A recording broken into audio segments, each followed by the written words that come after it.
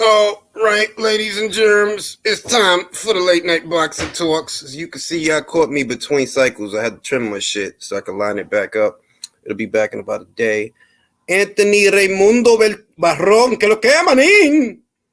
And yeah, man, we're gonna talk about a few things in reference to yesterday's fight, yesterday's action, some of the things I didn't cover in the video I did on Ruiz versus Ortiz, like Rayo, who rayaron a Rayo, Isaac Pitbull Cruz, his star power, and how, irrespective of a Davis fight, that's one fighter they have that actually has potential. John was good.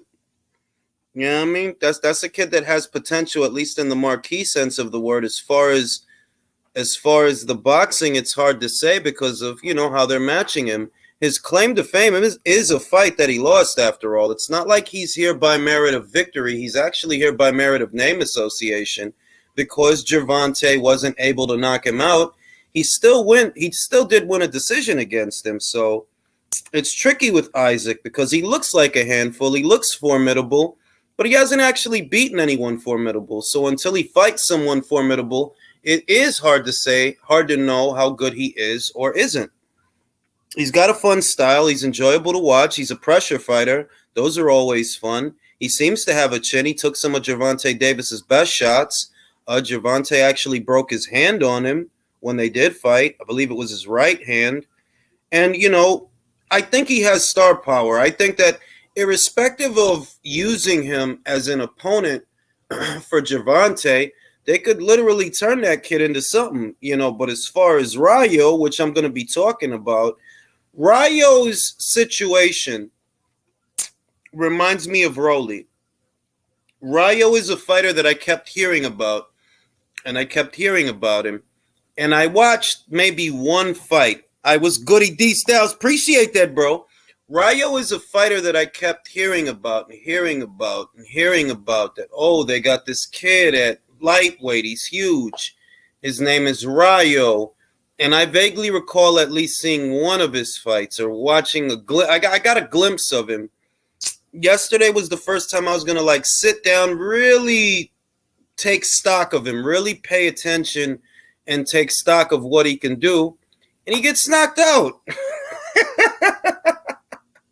Yeah, and that sucks, man. That sucked. That sucked for Rayo.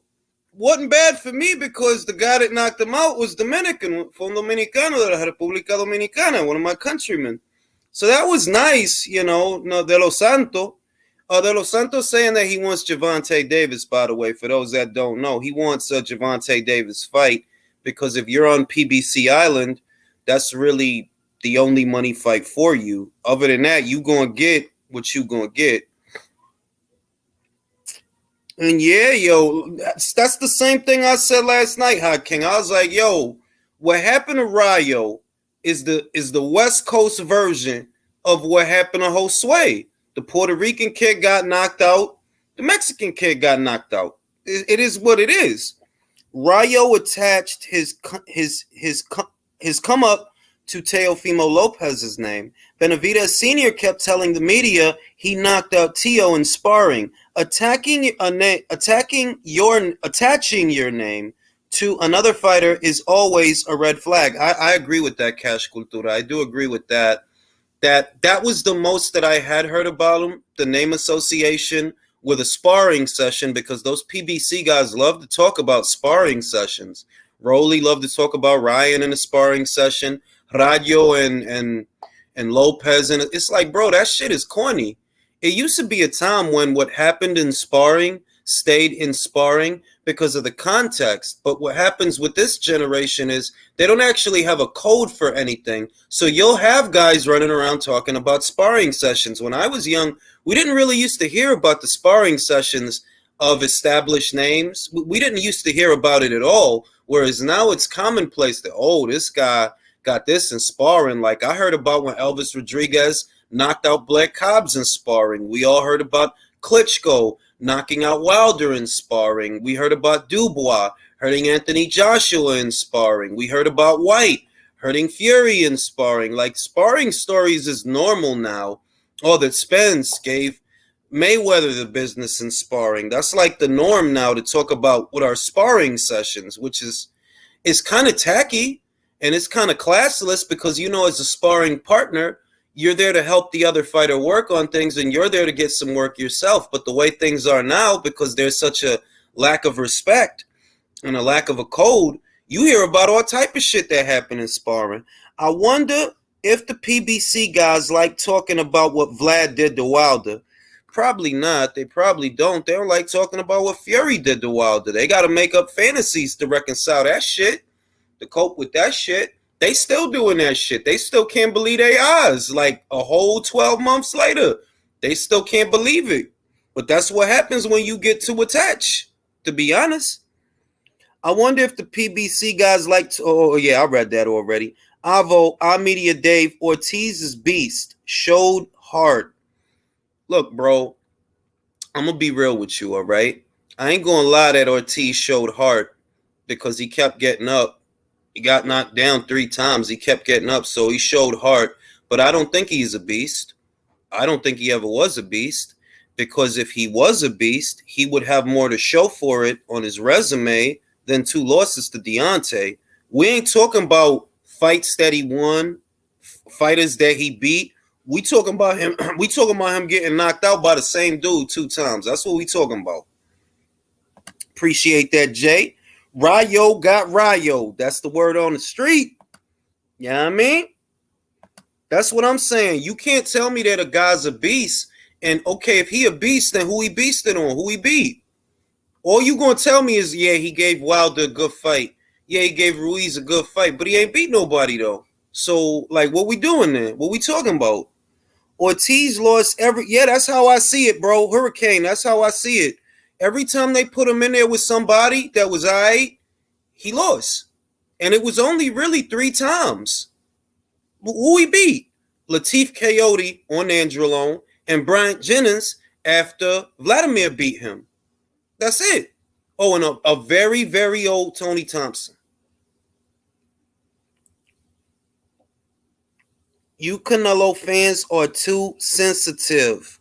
Who talking about Canelo? Was PBC hoping Mares won so they could feed him? Yo, listen, I don't even understand that fight, bro. But based on what I saw, Mares really don't need to be fighting. Based on what I saw, like, nah, fam, like, nah.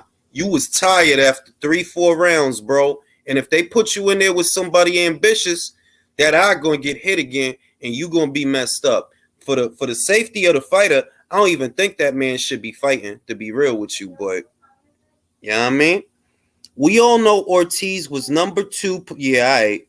Ortiz, all right, I read that, is a joke, Nancy. Drew says Cats was comparing Rayo to Bam. Yeah, they do that. And they was doing that just on the strength that he's a kid that the PBC was developing. He was supposed to be the answer to Teofimo or the answer to Ryan Garcia. He was like, I guess like he was supposed to be that, and he got found out yesterday. And it's like, back to Rayo, which is what I wanted to start out with. It's like I kept hearing about him, and I glimpsed at him, and it ended up being like another Rolly type thing, to where like, all right, I'm going to sit down and watch him and really pay attention to see what he could do. And all he did was get knocked out by the Dominican cat.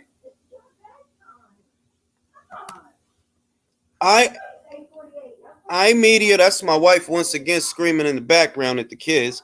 Day 43, he did well. Yeah, bro, he's not actually 43. He's like in his 50s, bro. Actually, he's like in his 50s. Yeah, but let me say this. Before I open it up to the panel. Yeah, they hollering in the background.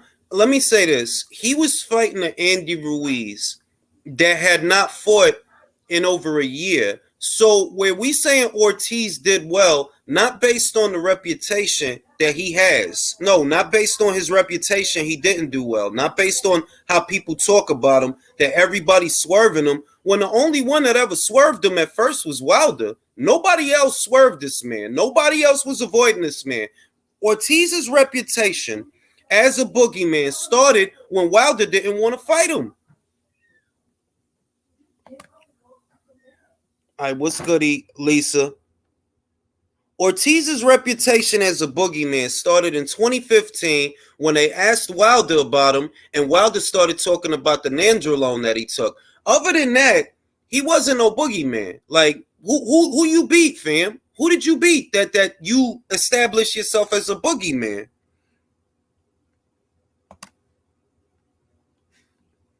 Andy even admitted after the fight he needs to fight more often than that performance. Yeah, but I talked about that he tried to get out there. In a lot of ways, the PBC almost sabotaged Andy Ruiz because he tried to have a fight earlier this year. And based on the schedule that he was on, he could have had that fight, won that fight, and still fought Ortiz. He tried to fight Tyrone Spong. They pulled him out of that months ago. Didn't get him an in-between fight between Areola and this, and he was trying to fight, but you see what they did to him, and that goes back to what me and Drew and Jay and Country and everybody always talking about, that they be sabotaging careers over there, because ain't no reason for you to wait that long after Areola to have a fight. There's no reason for that shit. Appreciate that, Lisa. Appreciate that, Drew. AJ offered that boogeyman high 7 figures. Talk about it. That dude is not no boogeyman, fam. Like, the only reason they call him a boogeyman is because Wilder fought him, and that's the only decent dude that Wilder beat. So in order for that to like really be something, oh, we gotta elevate him to this position that he don't even deserve. Fam, you've been around since Povetkin, since Vlad, since Vitaly, since Pulev, since Chisora was young, since Hellenius. You ain't beat nobody.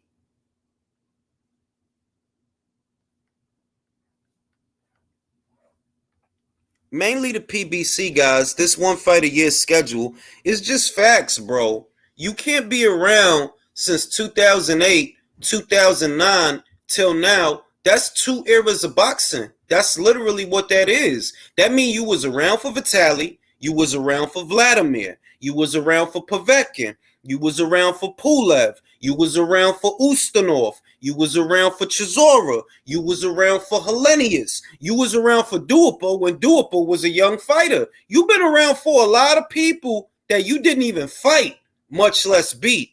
That's crazy that you was around for all that and you didn't beat nobody. So how could he be a beast? It's not possible.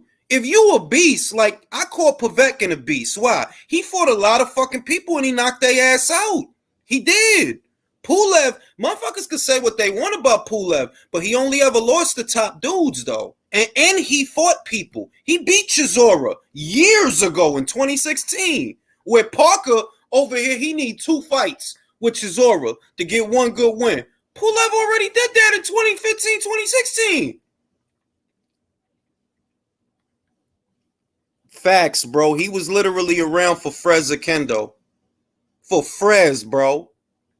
It's what, like, don't tell me he a beast. The main shit with Americans is they think some shit don't start till they start watching or till they start paying attention. That whole heavyweight division that you hyping up all of a sudden has been there. Wilder was there. Ortiz was there. And they wasn't fighting nobody, bro. That's why guys like me look at y'all like, yo, y'all motherfuckers is late to the party. These cats ain't been fighting shit for years. They just now getting around to fighting each other. I think Al and them are going to fumble a potent. No, I don't think they're going to fumble it. They got to make it. Shout out to Tony Boswell. That's my mans in them. You know what I mean?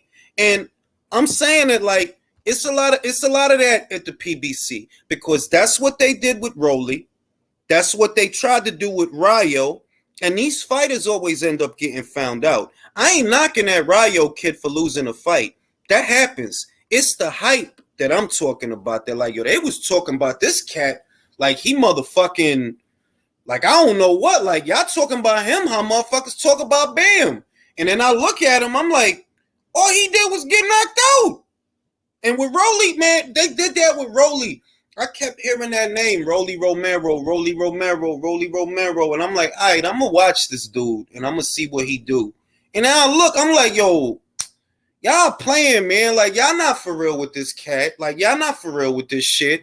Why is y'all hyping up this dude? Oh, I know why. Because Javante probably gonna fight him, right? So you gonna hype him up early, even though you could see, you know what the fuck you looking at. You know what you see. Drew says, these Americans hyping up Ortiz are the same ones who think Crawford versus Spence would sell faster and more pay-per-views than Eubank versus Ben. Exactly. These are the same people that be thinking that Crawford versus Spence is on the same scale as Joshua versus Fury. I'm like, yo, y'all cats like, y'all got like an ego type of thing going on to where you attaching yourself to shit that don't have nothing to do with you. That is a silly argument to make, to be real with you. If that fight was on the same scale as Joshua versus Fury, Al and them wouldn't have to get the money. The Saudis would give them the money for the goddamn, like, we need that. We'll give you the money for that. You don't see nobody bidding on that shit, right? I gotta chill. Like, I like that fight too. I like that fight just as much as y'all. But I don't have no illusions about it. When you spend 4 years talking down a fighter, trashing him, you're not building no fight. You got to big him up to build the fight that, yes, he's a pound-for-pound fighter, but we believe in our guy. We believe in Errol. We think he has the size, the skill, the strength, and the IQ to beat him. Y'all was not hyping up a fight. Y'all was saying we don't need him. And then the sheep, they went with that shit that, yeah, Errol don't need Bud. What he need with Bud? He got more belts. He sell more pay-per-views. He fought Mikey Garcia. That's the shit y'all was saying for 4 years, like a bunch of dickheads. So y'all could try to turn around this year. Oh, this the biggest fight in boxing. This the biggest fight in holy betting. Shut the fuck up, man. Talking my shit, Jay. Prediction for Shields Marshall. A fight I'm looking forward to more than I have in a long time. Shout out to the ladies this week. Shields versus Marshall. A sensational fight. A great fight. It's good to see that the girls is getting it on the way they getting it on. You know what I mean? We got the homie, Alicia Baumgardner, going for the motherfucking glory in the motherfucking UK against the blonde bomber. The blonde, let me stop playing. That ain't her name, but you know what I mean. And that's going to be a good fight. Shields versus Marshall, very good fight. That Benavidez camp has no defensive skills. I agree with you 100%, William. I'm going to say this.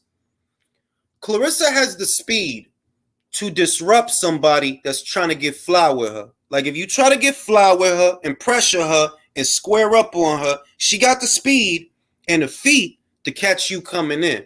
The thing is that that's not always going to work on everybody. You know what I mean? You talking about a fighter in Savannah Marshall that she ain't got to hit you but once to hurt you and twice to stop you.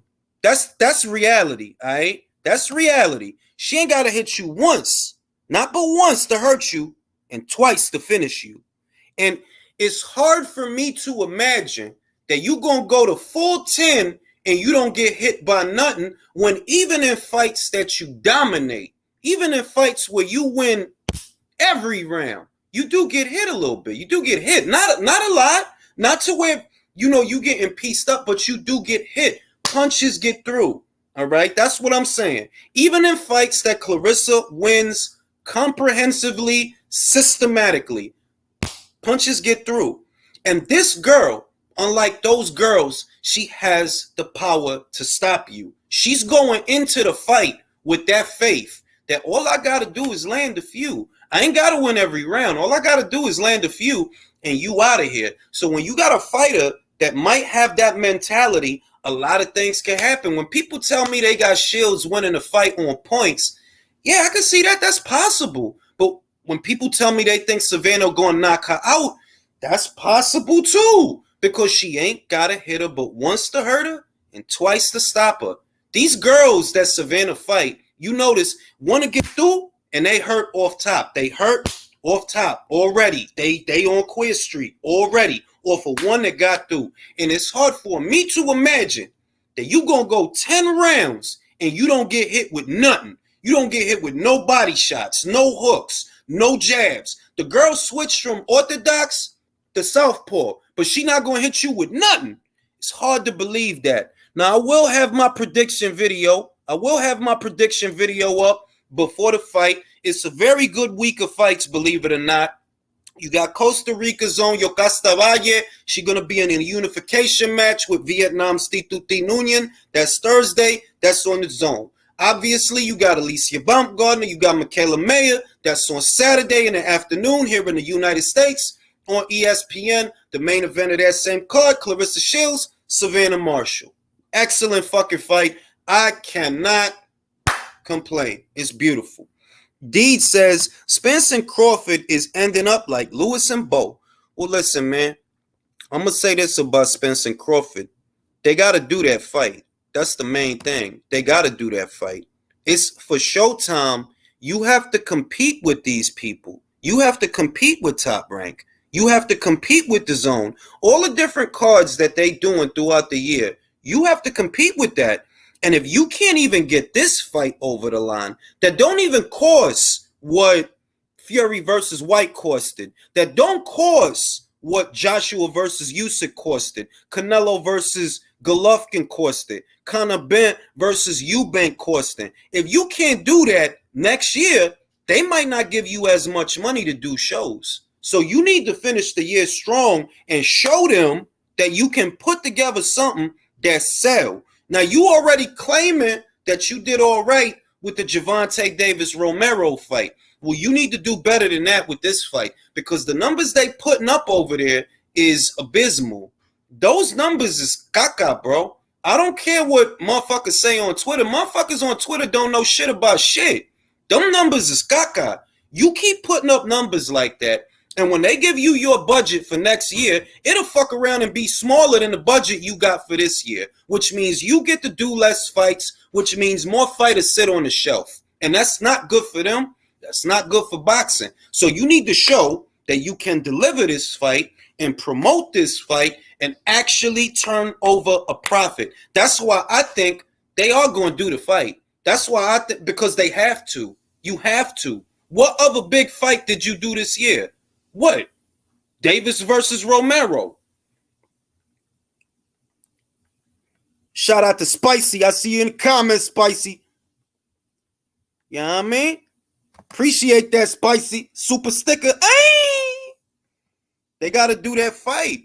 It's that simple. Not just because of boxing fan this and boxing fan that and boxing fan feels and all this. It's not just that. Them as a platform that spends money on boxing content, they need to show, Stefan Espinoza need to show his bosses and his higher ups that it's worth spending money on this. And look at the fights that they putting on and look at the numbers they putting up. Look at what happened to Broner versus Figueroa, right? Which became Lipinets versus Figueroa. And look at the ratings that brought in. Nobody watched that fucking fight. So when you got bosses and you go to them for the budget, yo, what kind of budget I'm gonna get, bro? Nobody is watching that shit. Why we spending money on this? Nobody watching this shit. Nobody. We ain't got Canelo under contract, right? We don't have Canelo under contract, so we really ain't got nobody. Wilder over there on Fox right now. Is you gonna bring us Wilder so we could give you something? Because if you ain't even gonna bring us Wilder, then we not gonna give you nothing extra.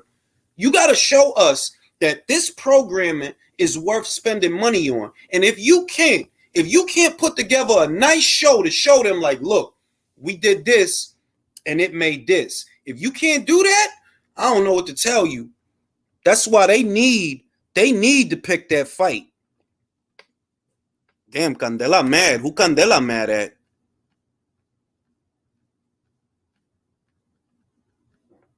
Candela said your picks suck anyway. Who you talking to? You talking to me? I don't know.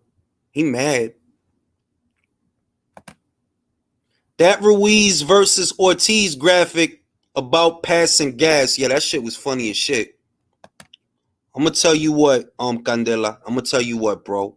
I did pick Fury to beat Wilder's ass. And I did pick Andy to beat Ortiz's ass. So they ain't that bad.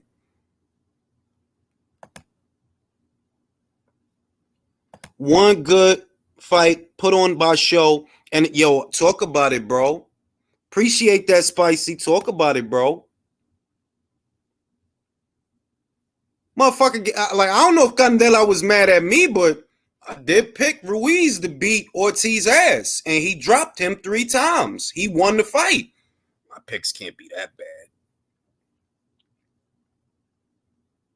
I think the fight gonna get scheduled in late 2024.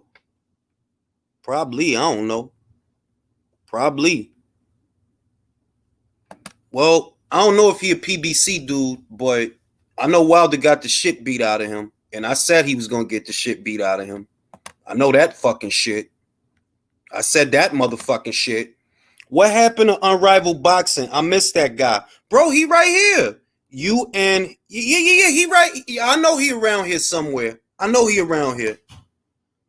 AJ beats Fury. Bro, I don't know. I'm not going to. I'm going to save that conversation about all this Fury bullshit. I'm going to let the smoke settle, and then I'm going to talk about that tomorrow. Because right now, I'm like, bro, that fucking dumbass Ben done changed his mind by tomorrow. Let me wait and see what happens. Jules, I got Alicia stopping Mayer. Very fleet of foot. It will be hard for Mayer to get mid-range consistently. This is the thing. What Alicia has is she's naturally smaller. She's a little smaller than Michaela, which means Michaela going to have to punch down to hit her. On top of that, Alicia moved better than all them girls she fought. It's not even close. She moved better than all them girls she fought. So she could get low and get under shit and bring over hooks to the body or bring over something hard up top. That's what she has. The danger for Alicia is don't spend all your time on the defensive. Don't let yourself get outworked. Don't spend all that time moving around and being on the back foot. If she want to get busy, show her you willing to get busy. So she start coming over with sweeping hooks, get under that, hook to the body, go to the body. I'm not going to bullshit. I'm biased as fuck when it comes to that fight. I don't care. Judge me. I'm not going to give a fuck anyway. I don't give a shit. Bias your shit. Why not? Everybody else get to be biased 99% of the time. I can't be biased when it comes to one fight. That's wrong. Am I wrong? That's not fair. I love how Devine Yeah, we gonna talk about that too, bro. We gonna talk about that. You know what I mean? Hellenius could win. It depends, bro. It was my man Leo de la Vega. Shout out to Leo in Chile. And I hope he's here so we could talk about the fight. That he said it better than I could. When Robert Hellenius got out there for the second time with Adam Kovnowski, he didn't jump right on him, even though he beat the fuck out of him in the first fight. But he didn't jump right on him. He was still careful, still staying on the outside, still setting up punches. And it's like, yo, you know that with Wilder, you can't stay out there. If you stay out there, you're going to get clipped by that right hand. You got to be inside with Wilder and rough him up inside. The blueprint is out. You just got to do it. And I don't trust that Hellenius is going to do that. If you didn't maul a guy that you already beat the fuck out of, if you didn't maul him, I don't think you're going to maul Wilder. I think you're going to respect the power. You're going to be hesitant. You're going to try to box, jab and jab and jab and jab. You're going to box, and you're probably going to win a few rounds, and then you're going to get put down. That's what I think. What's your take on De Los Santos? He looks like a top dog at 35. That explosiveness and power are crazy. Bueno, él le dio con el puño del mangú. Tenía mantequilla ese mangú y un poquito de leche ese mangú. Y que cuando él le dio ese trompón, mangú, eso fue lo que pasó. El lío es que ellos piensan que los dominicanos no saben cómo pelear. Y por eso es que tantos dominicanos están saliendo and they whooping ass. Hector Garcia whooped Chris Colbert. Yesterday de Los Santos le dio esa salsa a ese muchacho. Rayó al rayo. Lo rayó. Y este tipo, Alberto Puello, también tiene su título. Ellos piensan que los dominicanos, ellos no son los cubanos, ellos no son nada. Ellos no tienen medalla en los Olympics. Eso es lo que ellos están pensando que cuando ellos lo ven. No sabiendo que, yo, we hungry, bro. We want it all, bro. So yeah, son.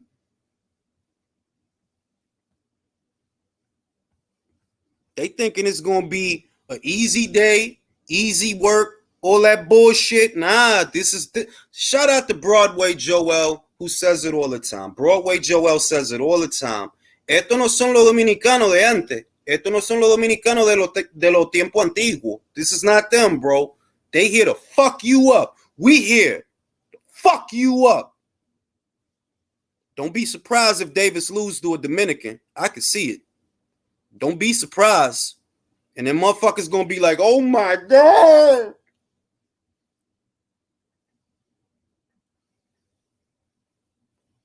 Rayo, yeah, I don't want to this is the thing. I don't want to be hard on Rayo, the fighter, because those things happen. They do happen. So I don't want to be hard on that kid. But the people who hyped him up, I am going to be hard on them. I'm not hard on him. He's a kid.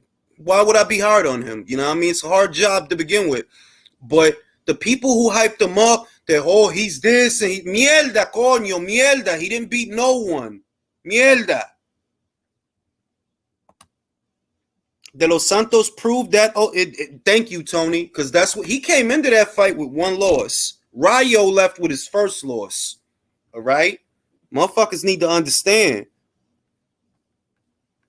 Y'all need to stop hyping up these dudes because they live down the street or because you used to go to school with them or because whatever. Bro, the world don't care about that shit. De Los Santos didn't care about that shit. I don't care about that shit. Drew don't care about that shit. Spicy don't care about that shit. Yogi don't care about that shit. Tony don't care about that shit. Chris don't care about that shit. J. Colt don't care about that shit. Nobody care about that shit. Your personal relationships with these guys, nobody care about that shit. When you gonna understand that?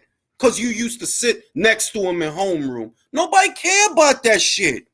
Because he was nice to you one day. Nobody care about that shit. You don't understand that?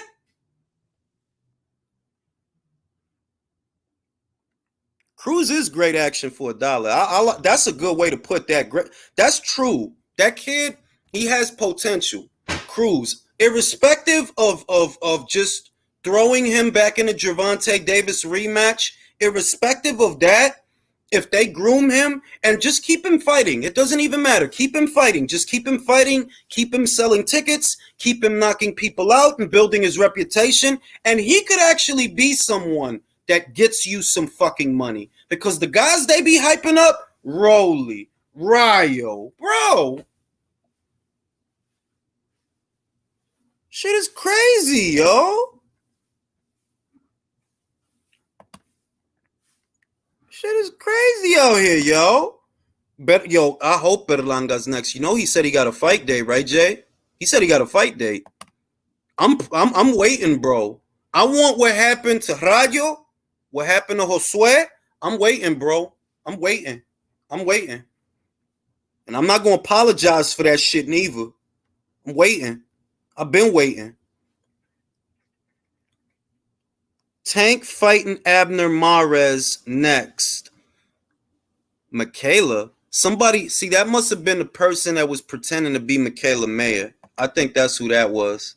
Remember it was somebody in here when I was talking to Alicia that they said they was Michaela Mayer and they was at the grocery store and they was talking crazy?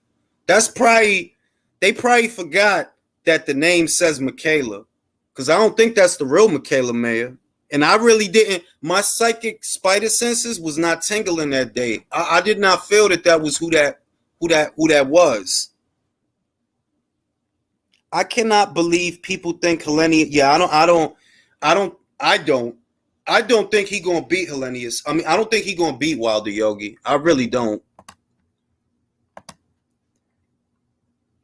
Did last night even crack 100,000 pay-per-view buys? We gonna find out. See, this is the funny part. Whoever this is either follows Michaela Mayer's social media or they follow this channel because that's her shit that she say. She always say meow. Like if she beefing with somebody, she'll be like meow.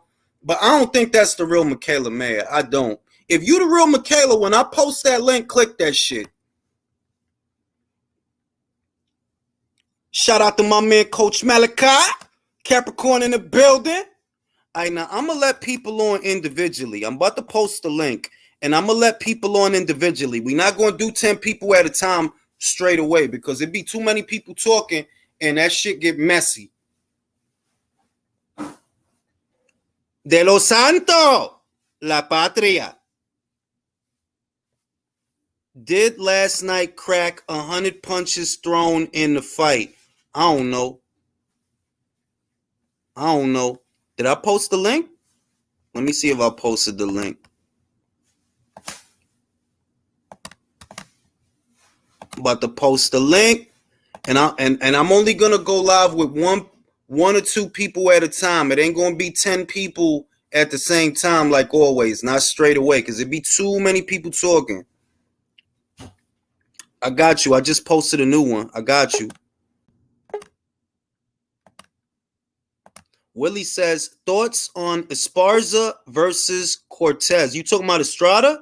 I did a video on that. If you ain't catch it, just go back and catch it. I already did a video on that one.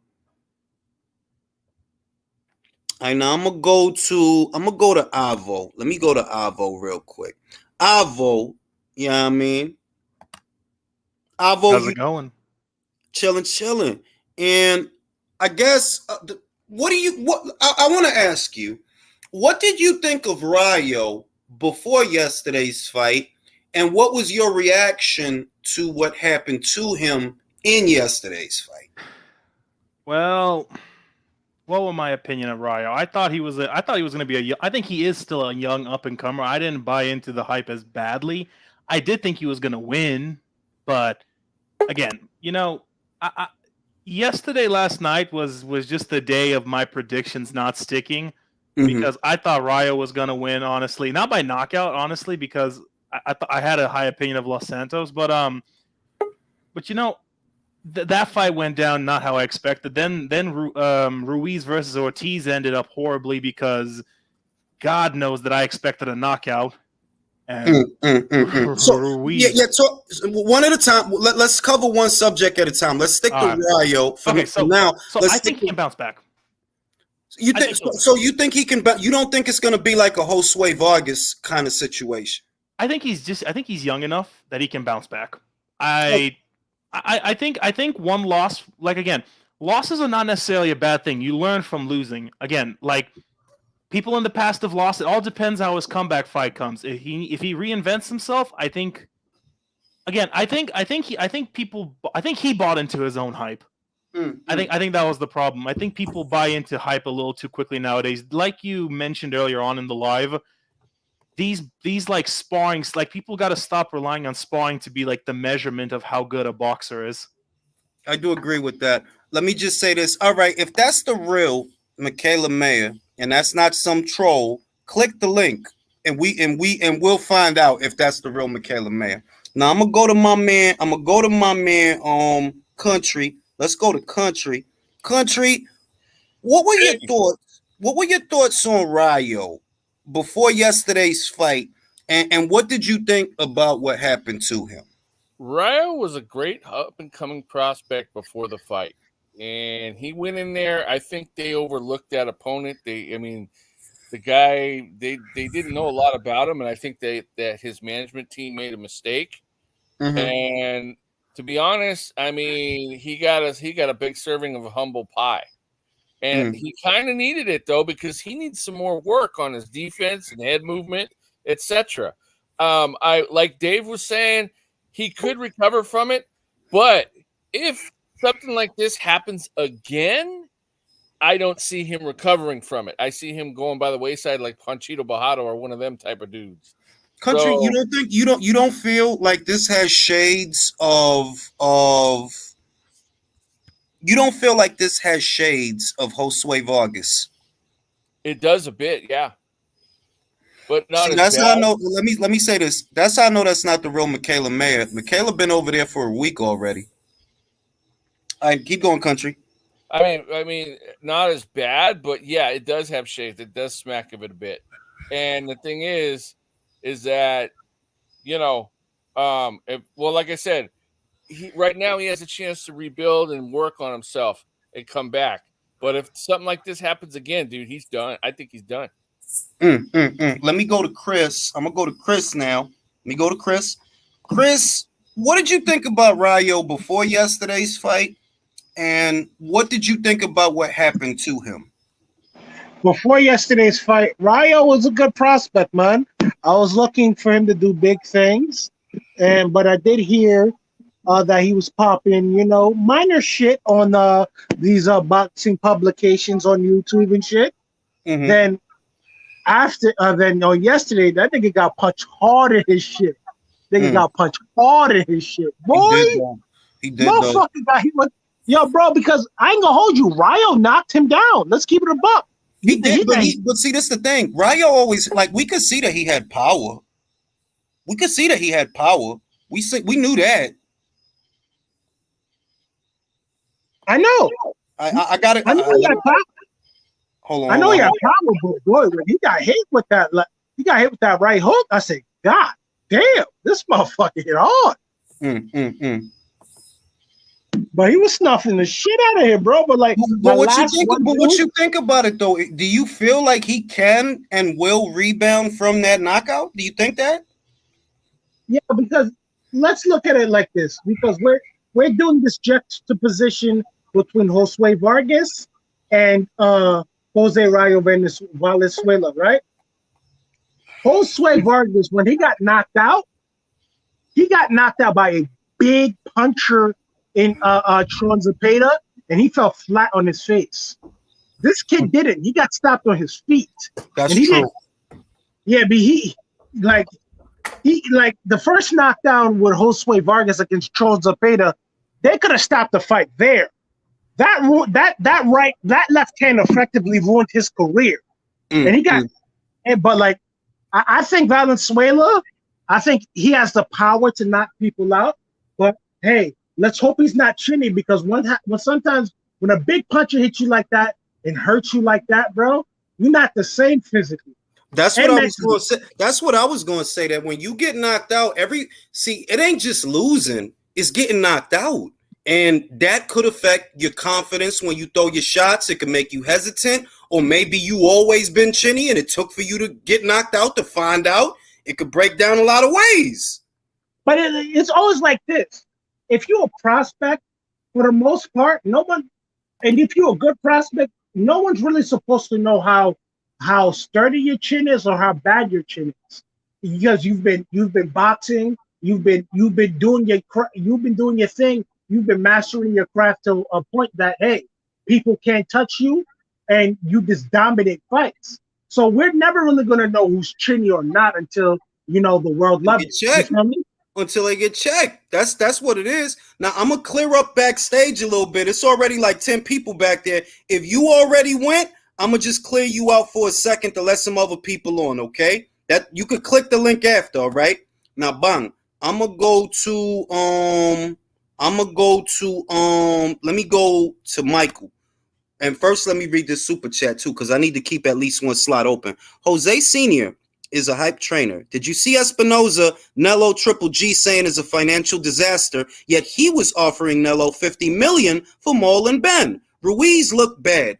I want to say this. Stephan Espinoza, we finding out more and more why Conor McGregor caught him a weasel. Because it is true. You was ready to give that same Canelo $100 million for 2 fights. You was ready to give him that. And you trying to tell the world that fighting Jermall, who's lesser known than Golovkin, would have sold more? That fighting fucking Benavidez would have sold more? Golovkin is known globally. Your boys is local, if that. So how is it a financial disaster? How? Now, Michael, I'm going to ask you about Rayo.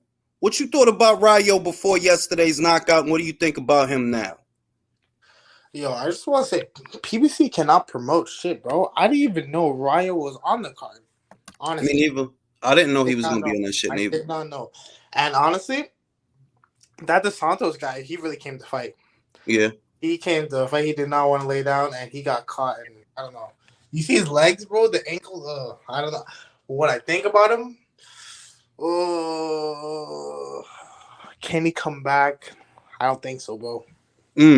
Think he gonna be like that forever? Yeah. Yeah. You think another Josue Vargas? Is he a Josue Vargas? Can he beat Josue Vargas? No. Is the situation identical to where the dude got knocked out and he just not never? It's over. Well, let's see his comeback fight. Knowing PBC is going to be a year from now. Probably you. Let's see his comeback fight. I hope they get him out so that he can bounce back from it quickly and get him some activity. Maybe that's why. When's the last time he fought? He fought. Didn't he fight earlier this year? I don't know. I gotta check. Let me go to Frank. Let me go to Frank because we got a lot of people trying to say a lot of things. Frank, what's up, bro? Rayo got Rayo'd, bro. You was there. Yep. For the spaces. It was me. It was Frank, Sulem, Spicy, Isan, all in the building. What you thought about Rayo getting Rayo? As I'm hearing people talk, a name that comes to mind is he more Victor Ortiz or is he more Gabe Flores? Victor came back and had a great career. I mean, say what you want about him, but he had some good fights and he got a big money fight. So, or is he more Gabe Flores? He's going to come back on TV, want another big fight, and get shook.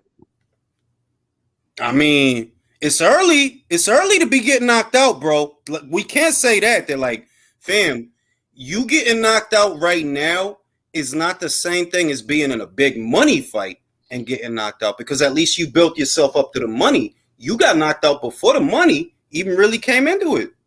Yeah, I think he's more of a Victor Ortiz. I think he'll come back. He's got a good punch. He's got a name now. So I think he has a future. I mean, when I seen Gabe Flores get beat, I said there's no chance. He has no power. He just doesn't have what it takes. So, if we remember Miguel Cotto, Ricardo Torres, I mean, he was out on his feet, but Miguel had that heart. So, man, I think Rayo has a definite chance.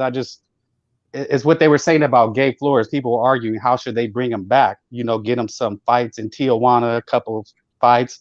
But it depends how Rayo wants to come back. Does he want to come back and do the hard work again, or does he want to come back like, hey, it was something that happened, but I want to be right back on TV. But in that case, you're gonna get matched tough. So yeah, there you go. I mean, if you willing to go to Tijuana and have a couple of 4-rounders and shit and just build yourself up, personally, I think he should. I don't think he should allow the pressure of having fought on television affect the rest of his career. Like, yo, dog, you just need to get back out there, knock a couple of motherfuckers out, tighten up, obviously. Yeah, off TV. Yeah. You know what I mean? Because it's the pressure. I think it's the pressure that gets to the fighter more than the knockout itself. It's the pressure that, like, you feel like you in the hot seat and you got to do good and you're not really fighting no more. You just trying to live up to expectations instead of, going in there and doing your job as best as you can without the pressure, without the lights, without the attention, without the focus. There you go. So it's Rayo hit the TJ circuit for a year. Chicken gizzard circuit, bro. Why not?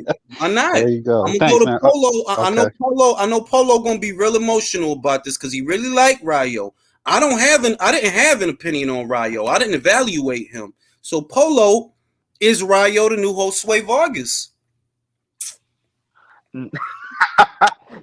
Just be honest, bro. Let's stop. Nah, I think he'll be fine, bro. I just think like me. No, hell, bro. Y'all being too hard, bro. What happened was, what I said, bro. I'm not gonna put blame, but it's karma, man. You seen who the guy that's supposed to be training him, and but that's the dude that's training him, Polo. That the dude that's talking karma, shit. Your signal going in and out, Polo. Your signal going in and out. I don't think they did this homework. Bro, did you see the instructions though? Did you see what he was telling my bro? He didn't tell him, yo, he basically, my bad, can you hear me?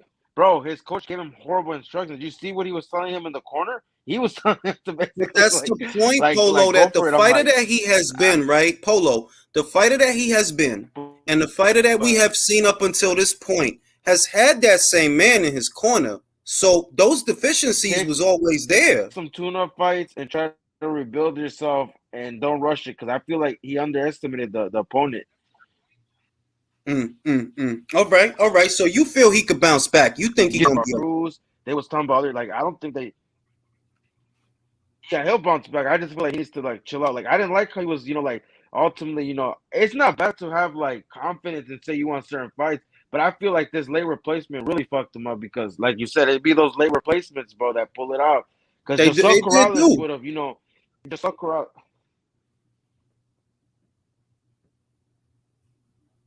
All right, Polo, your Yeah, signal but going in and out, bro. Your signal go. I'm gonna go to my Drew. bad. Let me go to Drew. Drew, you saw Rayo. Let me read these 2 super chats first. Polo put Rayo on Bam level, and now he's spinning. Ooh, spicy out here. We might have to turn that into a debate. Rayo, like Berlanga, they are a product of the matchmaking. Do you agree with that, Drew? Jules, we know what it is with them PBC Latinos that get the hype. And when they come to deliver, Jules, we know that. Berlanga, remember, like you said, Jules, Berlanga was never always with Top Rank. Top Rank saw a little money maker with the knockout streak. And now Bruce Trampler and Moretti like, nah, motherfucker, you need to earn your keep. We gonna bat you a heart. What's up? You want to be a star? You want to be Terror Squad? What's up?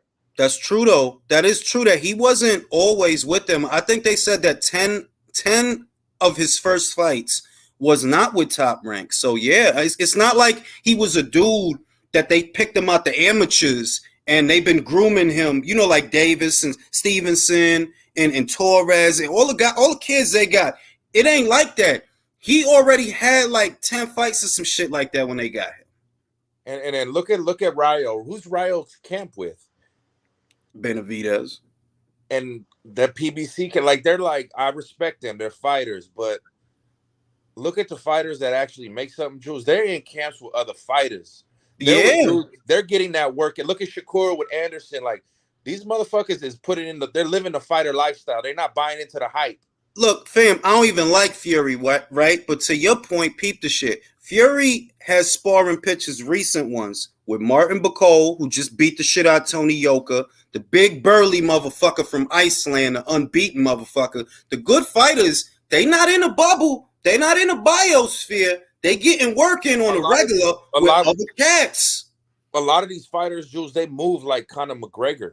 Conor McGregor's not with a fight camp where like remember how Cain Velasquez was there with John Fitch. He was there with Daniel Cormier. He was in a fight with Khabib. Like the old Kronk gyms. You just had killers in the gym. They might not ever get a shot, but they gonna fuck you up. They might fuck you up in sparring or on a day. Tommy Hearn's having a bad day.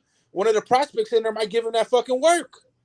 Cool Boy says that Rayo sparred Tio. I heard about that, but I don't know how recent that is. That's the thing. I did hear about that, but how recent have they been sparring? Like, have they been sparring in the last, year, 2 years, 3 years? Or are we talking about something from like 5 years ago? Because when I talk about the Bivol and Zerto sparring session, for example, that wasn't recent. That shit was years ago. That wasn't no recent shit. No, and to end on the Rayo, he had 4 fights last year. He's only gonna have 2 this year. He's too young for that, to go back and forth. But any dude on that PBC side, he's not gonna get groomed into an elite level fighter at all. So there'll always be a ceiling when they're on that side because they're not gonna get the activity. They're not gonna get matched to get better. I agree with that. I do agree with that. They're gonna get matched to look good, not be good. Look good. I do agree with that. I'm gonna go to Jay. Jay, Rayo got Rayo'd. What are your thoughts? Well, Jules, can you hear me all right? Yeah, I can hear you. Okay, cool. Rayo got Rayo. Yeah, that it came as no surprise to me. That's actually the first time I had ever seen him fight before. I'd heard chatter about him. I think Polo was hyping him up on a few spaces that I was on and stuff like that. I'm like, oh, okay, let me just check him out. And bro, he just got man, Jesus. It's like, first and foremost, what's the guy's name that beat him? De Los Santos, Dominican guy. Yeah, right. I mean, he came to scrap, man. I don't know what it is about these late replacements, man, but they just be causing upsets lately. I mean, these fighters really need to take a good look and make sure that they don't underestimate or overlook these guys. Because one thing that that stuck out to me about this guy was not only his punching power, but the speed and accuracy he was delivering them shits. I mean, like, just hitting Rayo clean, and like after the first knockdown, I kind of knew what time it was, and also his KO percentage. Like, he had something like 13 knockouts out of 14 out of his wins, 14 wins. Mm-hmm. And I'm like, shit. I'm like when I saw that, I'm like, okay, I'm getting kind of nervous. I mean, should I change my pick? Or work, you know. So I mean, but do you think he could recover from it though? You think he could bounce back? comparing him to Josue, right? You think he's another Josue? I mean, look, to be real, Josue's knockout was more violent than Rayo's, but a knockout is a knockout at the end of the day, and it's not the knockout necessarily that ruins you. It's how you deal with it psychologically. Psychological damage, exactly. Because motherfuckers get like, look, fucking Chisora been knocked out more times than I can remember, but he still get out there and fight as if he never been knocked out before. So it's the psychology of the fighter and how you deal with it after the fact. That like, yo, you gonna be hesitant from now on? You gonna be nervous, or you just gonna say, look, he caught me with a good shot. That's all. It happens. It's the business. Yeah, I mean, well, I say because I looked at him in the press conference in the fight, and he was respectful of the guy, and you know, vice versa goes for the other guy. But so I think that in the sense that he was kind of like, you know, just down to earth and like, you know, kind of humble himself. That proves to me that he probably can come back. Then as opposed to Josue, who was just a complete ass to Chun. You know what I mean? And I was hoping he would kind of get what he deserved, which he did. You know, I mean, but how Rayo was acting, it's like, you know, he could come back and he's just willing to learn some damn defense, for God's sakes. No head movement at all, just nothing. I mean, just shit. But you know, who could blame him? I mean, after he got clocked like that, I kind of think he just got really shell shocked, and he just really learned what time it was. You know what I mean? And he just got kind of frozen by the occasion, and you know, the whole momentum of the fight. You know. Locatus thinks you're calling from a Ukrainian bunker. Are you in a Ukrainian bunker? What? Locatus says you're calling from a Ukrainian bunker. How do you know that? No shit. That's where I'm at, bro. Oh shit, let me go to Virtuoso. First, let me read the super chat. Saludos, Julius. Rayo seems to have natural talent, and those guys don't receive and accept ring IQ direction as readily as those who don't have natural ability, in my opinion. Yeah, you got to listen to your corner. But is he really getting the best corner advice from Benavidez Sr.? That's the question. Virtuoso, Rayo got Rayo'd. Yep. What do you think about I'm gonna say this, man. After watching that fight yesterday, man.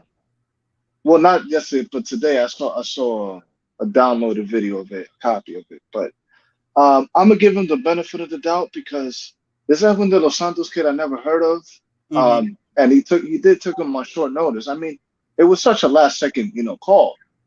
But one of the things you got to look at with this Rayo is attention to detail at what he does in the ring, how he moves, how he holds his hands up there.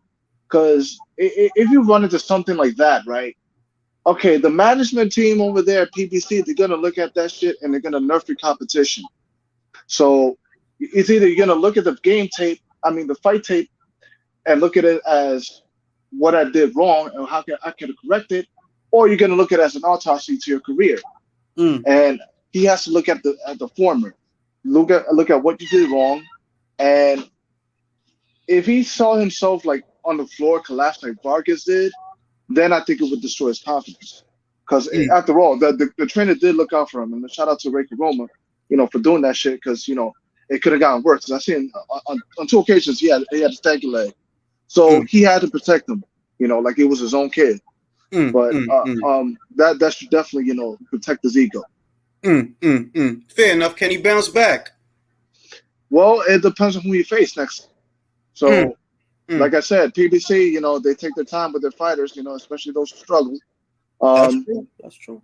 So you'll see. He'll probably will bounce back, but I think he needs a better trainer. I agree with that. I do agree with that. I think the change that needs to happen is in the corner. I'm going to go to country when it comes to the main event. Ortiz versus Ruiz. Are you not entertained? Did you like the fight? It was kind of a stinker, but I mean, I watched it because I'm a boxing fan. I'm always going to watch a boxing match if I can, even the bad ones. But nah, I mean, it had some drama. You know, it was okay, but it was a bit of a stinker. I at this point, I think Ortiz should retire. He's getting too old. His punch resistance is gone. Who the hell else is he really going to fight and win? I don't see that at all. So it's just time to go off into the sunset. You know, get your Social Security check and be happy. You know, I agree. I agree with all of that. How did you evaluate Ruiz's performance given the circumstances? it was good, but he was kind of scary after he got dropped those 3 times. No, Ruiz. Oh, Ruiz. Well, you know what? I can only say he did okay, but I mean, he's coming off a 1.5 year layoff, so I wasn't expecting miracles from him. He came in kind of overweight a little bit, but that seems to benefit him more because when he's skinnier, he doesn't take punches as well. I don't see him beating Wilder, but you know, well, it's a possibility. I'll put it to you this way: if he actually trains really good and comes back better, then it could be a 50-50 fight with him and Wilder. At this point, I'm going to go with Wilder 60-40, you know, to Ruiz. You know, Ruiz looked okay, but he needs more improvement. All right, let me go to Drew. Drew, you saw what Ruiz looked like yesterday. First question, did you like the fight? I agree. That's true. Drew ain't got a lot to say, man. I never thought about it that way. All right, so I'm going to go from Drew over to Michael. Michael, what'd you think about the fight? Were you entertained? For the knockdowns, I was slightly. I don't know. I know he had a year layoff, but bro, Ortiz is 60 years old, man. You shouldn't be going 12 rounds with a 6-year-old. I don't care. I know he had a long layoff, but Ortiz was boxing in there. He was jumping, you know, he had little Muhammad Ali vibes, hopping and shit. But nah, but I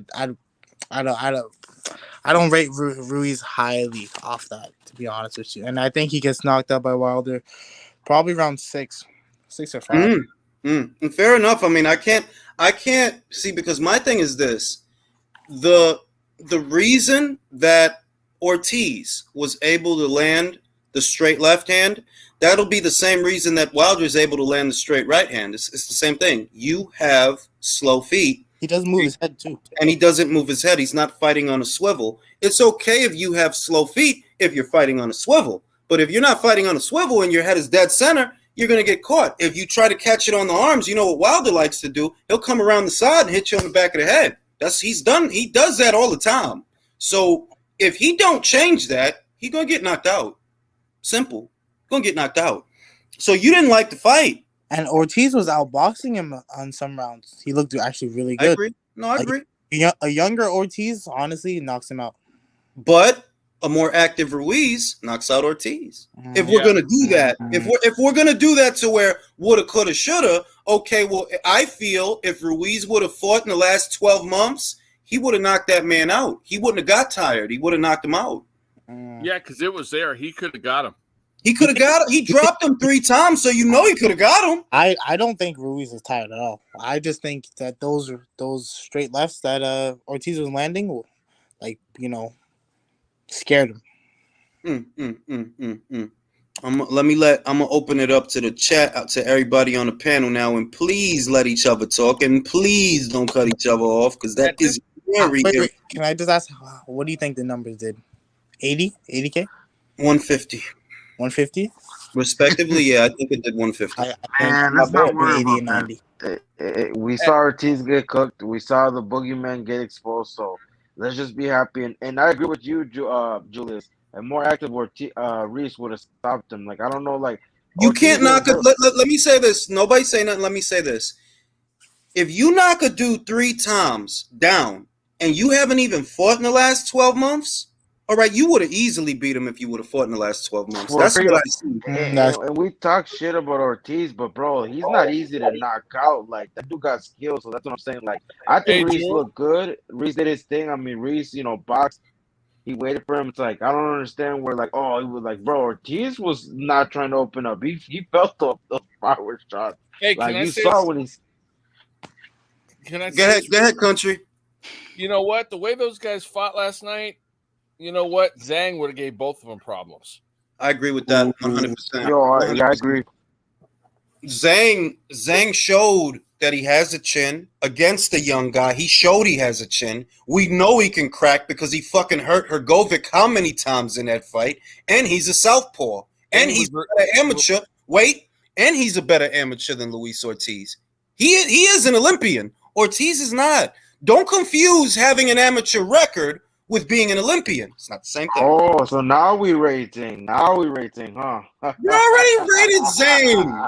No, a few Can I weeks ago, speak, guys? He can knock him out. If Flip's gonna knock him out, now Zane is gonna allow. Can I speak, guys? Go ahead, Chris. You can speak, bro. To keep it a buck with you, I agree with you, Julius. If Ruiz fought within the last 12 months, Ortiz would have got put to sleep. But I'm saying active Ortiz versus an active Ruiz. I think active Ortiz sleeps him, bro. In my opinion. Ruiz fought this year, bro. What do you mean active? He has been active. No, I'm just talking about like if both of them were like, I'm saying this prime for prime. I'm not gonna use a prime for prime. Wait, no, don't say nothing. Don't say nothing. Wait. Don't say nothing. We're not gonna do prime for prime for Luis Ortiz and Andy Ruiz. This is not a fantasy fight. That is ridiculous. This is not that Julius, what I understand real quick. The fact that we're even insinuating that Andy Ruiz ever had a prime is just hysterical to me. Not a fact. It ain't even Ruiz. It's Ortiz. Like, what's at least because Andy, let's just call it what it is. Andy rode that high off the AJ fight, but Andy don't want to live a fighter's lifestyle. No. He wants Can I say this? Let me say this. For all this shit everybody's saying about Andy, right? Peep the shit. Andy tried to fight. He tried to go to Triller to fight Tyrone Spong. Who stopped him? The PBC. Yep. He tried to fight. He was trying to get out there and have a fight, and they didn't let him. They was like, nah, you got to fight Ortiz. Yeah, how many months later? In the time y'all did that, he could have fought Spong, knocked out Spong, because most people don't know that Spong is chinny. He used to get the shit knocked out of him in kickboxing. Let him fight Spong. Get them rounds in so he could be sharp for Ortiz. The way y'all did it, y'all damn near trying to sabotage this man because he ain't fought since fucking Areola, and that was way back last year. Julius, that was their plan, bro. That was what their plan was. I think they didn't. In a way, they wanted Ortiz to win for some reason because, like you said, they still. I don't know what they want with Ortiz, but bro, that shit was set up. Like, how the fuck is Ortiz been more active than Ruiz, and Ruiz goes in there and cooks him? Like, that shows you. Ortiz, we talk shit. The man got skills and has a chin. It's just Ortiz went in there and did his thing and he cooked him. Well, he was the most active. Prime for prime. If we want to do that, but Ruiz would always be Ortiz. That's it ain't no, because that would be, you know what that's like saying? That's like saying Colbert versus Garcia prime for prime. It's ridiculous. Like, what are we talking about? Bro, they used to say he was the I got me on that one. I'm bugging. Y'all got me. That'll be like that's crazy. Like we got to do a prime for Ortiz. Like, nah, that's crazy. Can I have Yo, Julius, remember they were saying that. Can we agree on this? Mm-hmm. Andy Ruiz and the way that fight played out, yeah, he dropped him, but Andy Ruiz, fuck the layoff. You had a fight that looked like that against a 62-year-old Cuban motherfucker. What I'm saying, bro. Like, bro. Hold on, no. And that wasn't even a juiced up Ortiz. Let me just say this real quick. I put myself through the rigorous effort of trying to watch a highlight of that fight, a fight that I wasn't even interested in watching. And from what I heard, is that Ortiz was actually winning some rounds, right? He was a guy that was letting off a shot. Now, Ruiz, you're supposed to be the volume guy. You're the guy that's supposed to go to get in there inside his guard and throw them fucking combos, but you didn't because he's out of shape. He has no fucking stamina. That weight loss cut down his fucking stamina. Now, you're being out hustled by a 63-year-old man. Hold up, let me say this because y'all saying that, right? Hold on. Wait. Let me say this. Y'all saying that, right? But Ruiz is not the one with the reputation. Nobody call Ruiz the boogeyman. Nobody say that. Who they try to prop up as the boogeyman? The amateur. The guy that could outbox him. Right. Jules, can I say something? So I'm gonna say this. This is what I'm gonna say. Right. Near as I could tell, my initial opinion of Andy Ruiz from 2016 when he fought Joseph Parker, 2015, 2016, is stuck. That fat kid is world class. That's what I've been. That kid is world class. He's like motherfuckers can say what they want about him being fat. That kid can't fight. And what I see, hold on, wait. Hold, this is what I'm saying. If he wasn't world class, you would have got beat yesterday. You would have got because you haven't fought in over a year. But he got. You would have got it knocked out. This is what I'm saying. Wait. Let me say this. You don't get off the couch and drop a man 3 times unless that man ain't shit. I'm sorry, like the shit y'all saying sound crazy to me. Ruiz got off the couch and did that, bro. What I'm saying is this: I wasn't finished with my point though. I just wanted to finish. This is crazy. And I bet some of you motherfuckers hype up Parker and shit for Joshua, but Ruiz arguably beat him before he got the Joshua fight. Fair enough. But like crazy, Ortiz was up in that fight, and it wasn't for those 3 knockdowns. It could have been a problem, man. But Ortiz, like, let me just say this: Ortiz doesn't. That killing me. That's like so. If it wasn't for the knockdowns, hold on. So if it wasn't for the knockdowns that he landed, that he scored, he would not have won. That's like saying if I'm. That shit don't make sense, bro. No, exactly. No, you're right there. My whole point of it. That's like saying if Khabib don't take him down, then he wouldn't have won. My point of it is this. The whole point of Ruiz is to fail upward with him. No. And it's hurting fucking Deontay Wilder's fucking cachet for this fucking fight. Listen, we're all saying the same thing. We're saying it in different ways. Andy Ruiz is an elite talent. He is. Andy Ruiz's work ethic is not an elite level fighting work ethic. Or if it was, he would still be the fucking Manny. Can I finish, bro? Can I finish? And I just said, hold on, because you're not hearing me. I just said, Andy and his own team tried to fight months ago.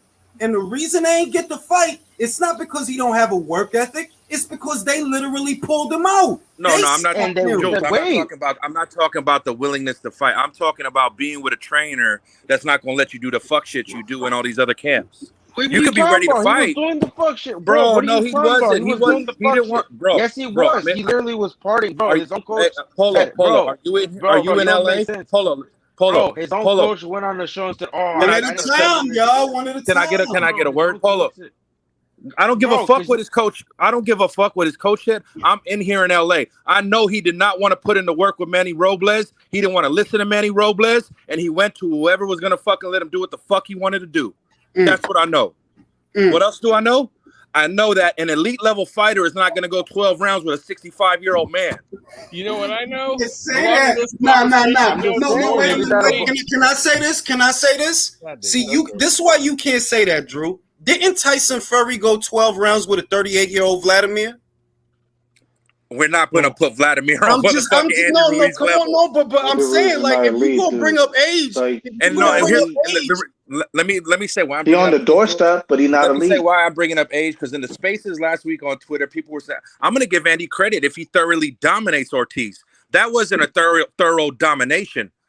You're right. He did what he had to do. Polo. That Andy Ruiz last night, he ain't beating Wilder. Wilder sleeps. I'm telling you this. Once Wilder laid that right you gotta remember, may the Lord bless Andy Ruiz. That Wilder is sending that fucking beaner fucking packing across the border with his old man. Let me read the super chat. Rider of the Storm says, it don't make sense, but that's what it was. 114, 111 on 2 scorecards. That's the 3 knockdowns that pushed him over the finish line. What the fuck? But see, this is what I'm saying. We can't act like knockdowns is some lucky shit. No, he did that. He knocked that motherfucker down. It didn't happen on its own. Bro, he was Can I ask you an intelligent how do y'all score fights? He was all landing him too. Like, I don't understand. Oh, because Ortiz was using a jab and you know, but bro, he wasn't landing that many. The other shit, nobody say nothing. The other shit I'm saying is, why is Ortiz getting cool points when Ortiz is the one that got dropped? If you are what they say you are, if you were what they said you were, then you should have beat Ruiz. You should have That's a dropped him fact. at least You're right once. about He didn't even that. drop him, bro. He Can I say literally something? almost went. Go ahead, Jay. Jay been quiet. Nobody say nothing. Go ahead, Jay. Oh no, I just Country knows this earlier. I just want to tell y'all something that I discovered. It turns out that my grandfather actually went to high school with Luis Ortiz. Uh,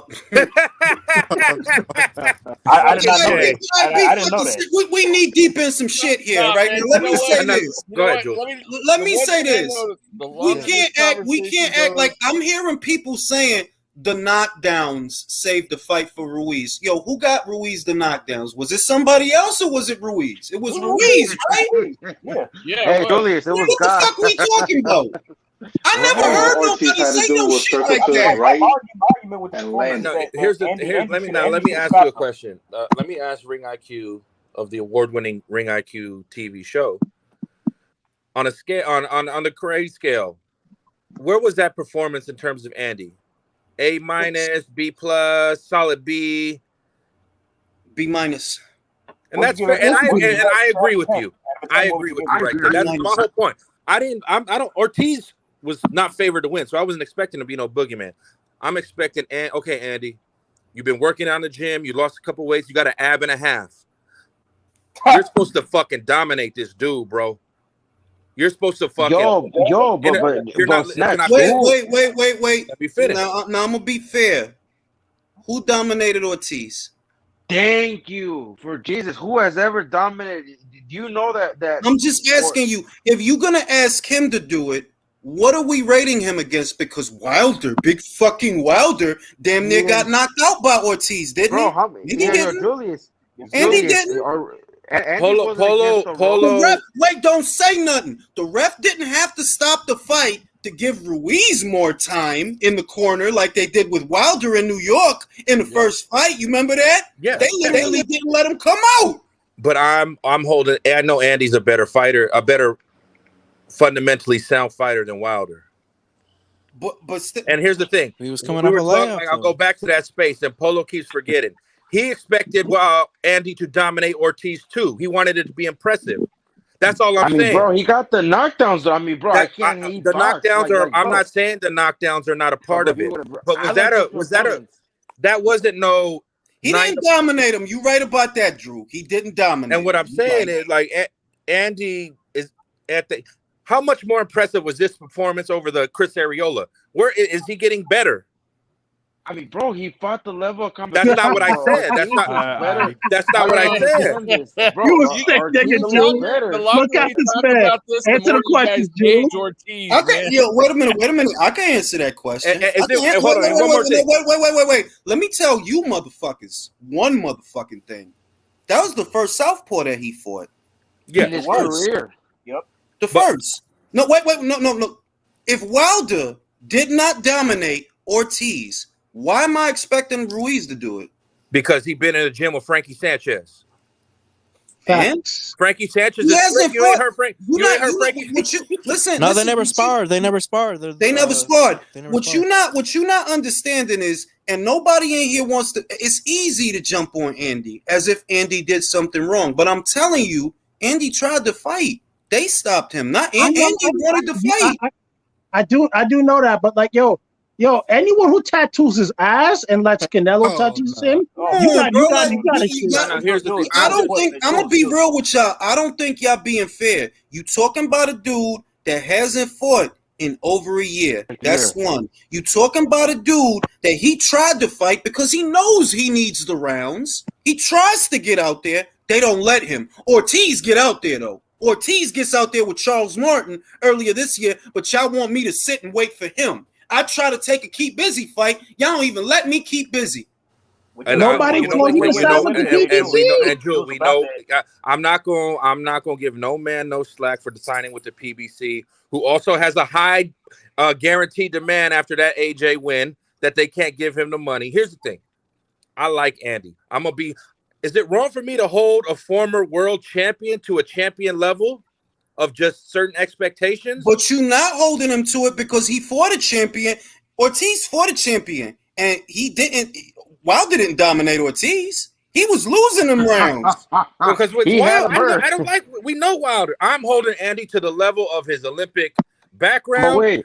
The work Wait, he said Andy he's been ain't no putting. Olympian. Andy is not an Olympian. Yeah, Anthony wasn't an Not an Olympian, bro. Olympian. He I gotta had go an to amateur JBN in record. California. JBN. Are they JBN being too?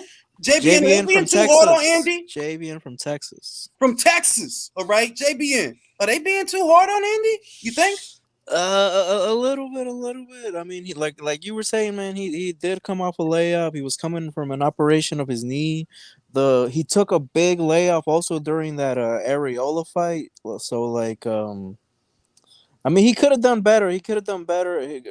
Ortiz is very old, man. Like I feel like he should have stopped him too. He should have. Well, and JBN. But like, I'm only saying it because of this. If you can come off a year of inactivity and you can drop a guy 3 times, all I see is damn. If you would have been active, you would have stopped him. That would have happened. That would have happened in any scenario. Even if Ortiz would have been prime, that would have happened in any scenario. Hey, I don't know. I mean, that Ruiz would talk have about dropped him. Ortiz, the more we age him, man. He's already jumped to like almost 65. Yeah, like he was like, I don't know what all this gym shit is because he came in heavy for this fight. He was heavier for this fight than the last fight. So I don't know what all this gym shit is. And for what it's worth, he did the right thing. The the Ruiz from last year that fought Areola, if he'd have got hit with those straight left hands, he would have went down. Jules, you and I. Finally, silence for a moment. We mentioned this, I think, a week ago. It's about that girth of the neck, man. Skinny Ruiz is not the same Ruiz who fought Joshua. No. Nope. He lethal as a fat man. He lethal because he has that shock absorber. Everybody know what a knockout is. You get hit, your head goes this way, brain goes that way, and that's the knockout. When you have that shock absorber from being fat, your head don't jostle as much. It's more like this instead of ooh. You know what I mean? So he could take the punches better. But when you was trying to be skinny mini, streamline Ortiz, motherfucking Areola hit you and you took a knee. Making it sound like the Green Hulk and the Gray Hulk. Now, I'm going to ask my question. For all this shit y'all telling me about, Andy this and Andy that, you telling me that the great Chris Areola could score a knockdown, but Luis Ortiz can't? I feel you. Disrespecting Areola. Could I ask a question? I got a question. So like he was gonna fight Tyrone Spong. When was that? When was he gonna do that? That was about 3 months ago. About 3 months ago. So like, was he still gonna fight Ortiz after that? Yep. And they wouldn't let him. Yeah, they pulled him out. Oh, that's some bullshit. This is what I'm telling you. This is why I think people not hearing me that y'all really had this man on the shelf after the Areola fight. Y'all didn't line nothing up for him. So he tried to go out there, fight Spong, who I think he would have knocked out, by the way, because Spong, he can punch, but he's chinny. He is chinny. I believe he would have beat him. If you crack him hard, you'll take him out. And I'm like, so y'all really pulled him out of that, kept him on the shelf for months. Don't get him no keep busy fight, no rounds in the bank, nothing between Areola and this shit y'all trying to do. And I'm supposed to get mad at him? Nah, I can't get mad at him because he tried. And that's what I want them all to do. Get out there and try to fight someone. And that's what I want. My George, you're such an ideologue. My criticism is this, like Simon Cowell and America's Got Talent. It's a forgettable performance, Andy. I'm never gonna watch that fight ever again.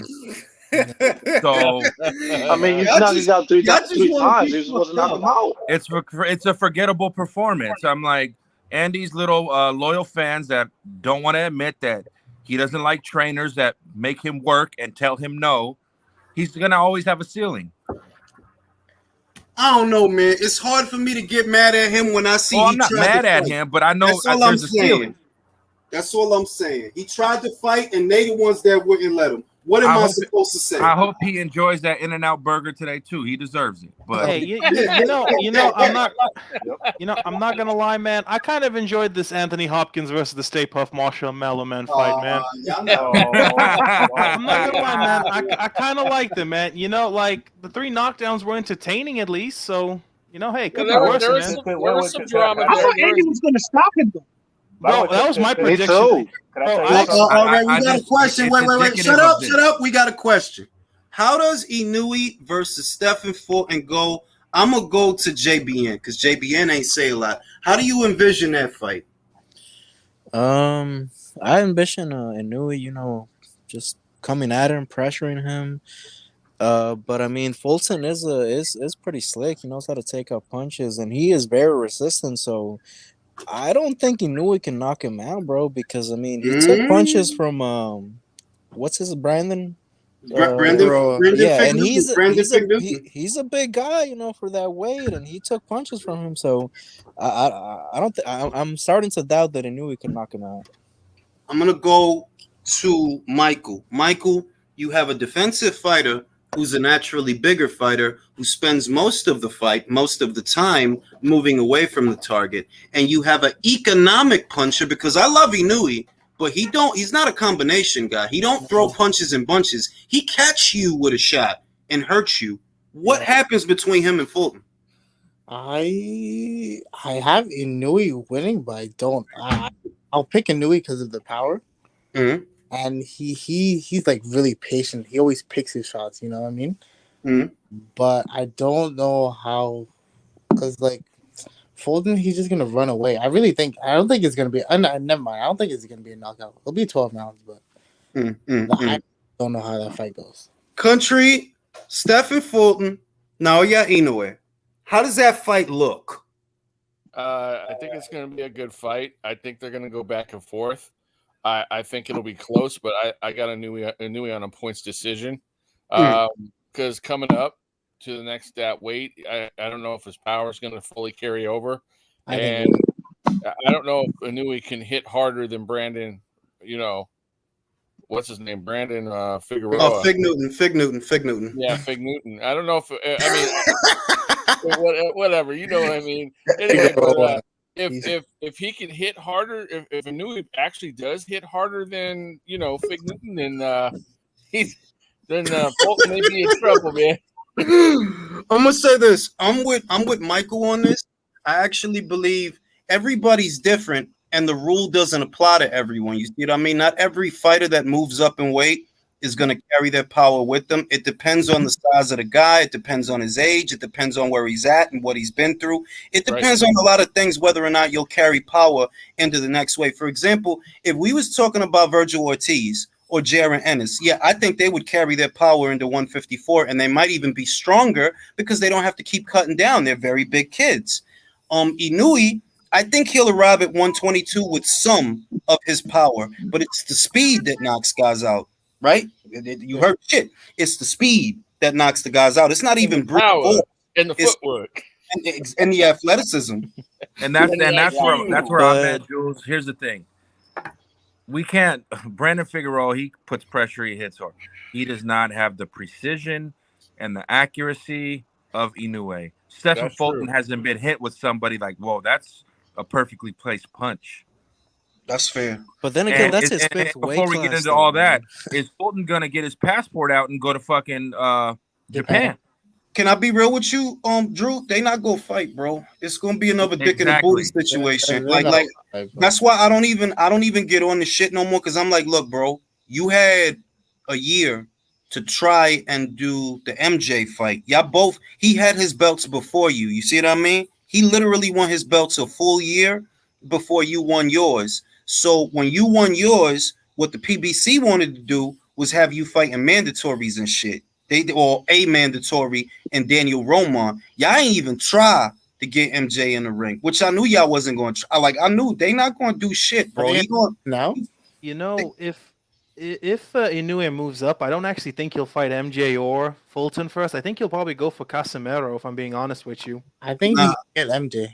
No, he's going to go for Fulton because he's going to get Butler's WBO, at which point the WBO will make him a super champion. He will immediately become Fulton's mandatory. You think Fulton's going to drop his belt? Because I don't know. Exactly. Fulton's going to drop the belt and either fight someone else or move up in weight. Yeah, but that's what I believe is going to happen. That's not a good look. Now, Jules, real quick, but back to Andrew real quick. Is his guarantee like $3-4 million? I don't know. It's like $1 million, bro. It's like, they ain't paying that over there because Fox ain't putting up no bread. His is like $1 million, and I think Ortiz's was like 500,000. Somewhat. I'm gonna look it up, but I'm pretty sure I saw it, and it was like, oh, this is some chicken change. Some chicken change. And I don't even think they got that on the gate. I think they got that on the gate. Cali Mexican says, "What do you guys think happened to Rayo Valenzuela? He got fucking rayoed, bro. That's what happened. Yeah, he did. Fucking Rayo, lo rayaron, bro. That's what the fuck happened. He needs to change trainers, man. Jose And Senior someone ain't on got his no. panel had the unmitigated gall to compare him to be on Bam's level. Who said that? Who said This that? man right here. This man right, you got to answer for that. I told you that though too, though, Polo. Like, yo, you was trashing Bam one day. I don't know why you doing that. Bam is that dude, bro. Bam is that dude, bro. I don't know why you hating on him, bro. Ring, you were high on Flip and stuff, so let's not. Yo, do that, Philippe Drew. won, bro. Don't Yo, forget, yo, my yo. guy won, bro. Don't forget that. Your guy lost, bro. Your guy got knocked out, bro. I'm just saying. My man Philippe won that. He got a W, bro. That's all I know. Drew is the igniter, man. Drew, don't say nothing when Bam actually loses, and it's to a guy that he's not supposed to lose. I like Bam. But fam, hold on, wait. Don't say nothing. Nobody say nothing. You telling me that one day a fighter is going to lose a fight one day in his career? No. That's not a prediction, bro. Like, of course, saying, that's gonna happen. Of course. I'm the only one. I'm the only one that was on these lives and on that saying that Bam was gonna stop the Rat King. He was. Actually, he was. I picked Bam to beat him on points, but Drew the only one that I heard say he gonna stop Sword. He is gonna stop him, and he did stop Sword. So you tell me, bro, how does Rayo getting knocked out by the pastelito? How does that compare with Bam knocking out a dude that ain't been knocked out in damn near 10 years? No, I'm just saying, like, bro, it's a loss. It happens. Like, it's not a winning happens too. You know what? I'm more mad about the loss. I'm more depressed that he lost to a Dominican, and now I got to live with that shame. Bro, we don't just cut. Wait a minute. We don't just cut hair, bro. We have a party. That's the misconception is that because we have a party, we ain't got hands. Y'all better chill. No, they got hands. If you listen, in order to wear those tight ass jeans and have fools making fun of you, gotta have hands. but we fucking got them, bro. But we motherfucking you gotta have, and then we lost to a. We don't just play baseball and cut hair, bro. That's all I'm saying. No, and Dad's better than us. I get it. You guys got a lot more talent that the Latino community don't give credit to. Exactly. Like y'all think that it's just girls with fat asses in Dominican Republic. It's hitters, bro. That's all I'm saying. So that's not true. My life's a lie, bro. How could you do this to me, Jules? I survived Ukraine under the assumption that was a reality, and you just devastated my entire life. How could you? I'm not saying that. Listen, I'm not telling you that we don't cut hair. We'll cut the shit out some hair, and we'll dance too, and we play good baseball. But that's not all we do. That's all I'm saying. Don't confuse wanting to party with not wanting to scrap. It's not the same thing. Like, we out here. Polo, could I ask you something? You there? Yeah, go ahead, bro. Do I still sound like I'm in the basement? No, you sound like you're in my house back in Ukraine. Honestly. Oh shit! Okay. Polo, you still got a Campo getting stopping Fandora? No, I'll get back to you on that. No, I think Ocampo can pull it out. For some reason, I feel like an upset is coming. I mean, so you think he's gonna win, right? Yeah, I try to see like what to look at the weigh-ins. Usually, I do my pick of the fight of, but I don't know, man. I like Fandora, but a lot of people are getting that Lubin win, kind of, like I do. Yes, I do think the guy's talented, but bro, he has a lot of holes in his game. Yeah, but Ocampo not the one that can expose those holes. I don't know, man. Xavier Garcia had a good showing, and people forget the Clark fight happened, and where's Clark and what happened to him in his last fight? Ocampo has to stop him because Fandora's already up on the cards. I already got him up 5 rounds, bro. I already got him up 5 rounds. Let's call it what it is. Fandora has a natural. The fans like him. You pair him with his sister. That's a good, entertaining night of boxing on a Saturday night. No, but also a good local draw because he's from Coachella and they're going to do a show out there. That's where his next show going to be at, his next fight. I like Sebastian, to be honest with you. Me too. Ocampo got to. He got to stop him or knock him down because he's not going to win an outright decision. And you know what I like about Sebastian? They featured him in a Japanese boxing periodical They know him out there, and that shows me that that's a kid that has a future. Like, if they fuck with him like abroad, that show me something. Because a lot of these guys is basic than a motherfucker, and they really be thinking they the best thing since sliced bread. Bro, you just another boxer, all right? Motherfuckers don't be talking about you. The fuck? Motherfuckers don't be sitting around talking about you in other countries. If they talking about Fundora in Japan, that shows me something. And they talking about him. You know one thing I don't get about Fundora. This is just like a personal. Just how does he make weight?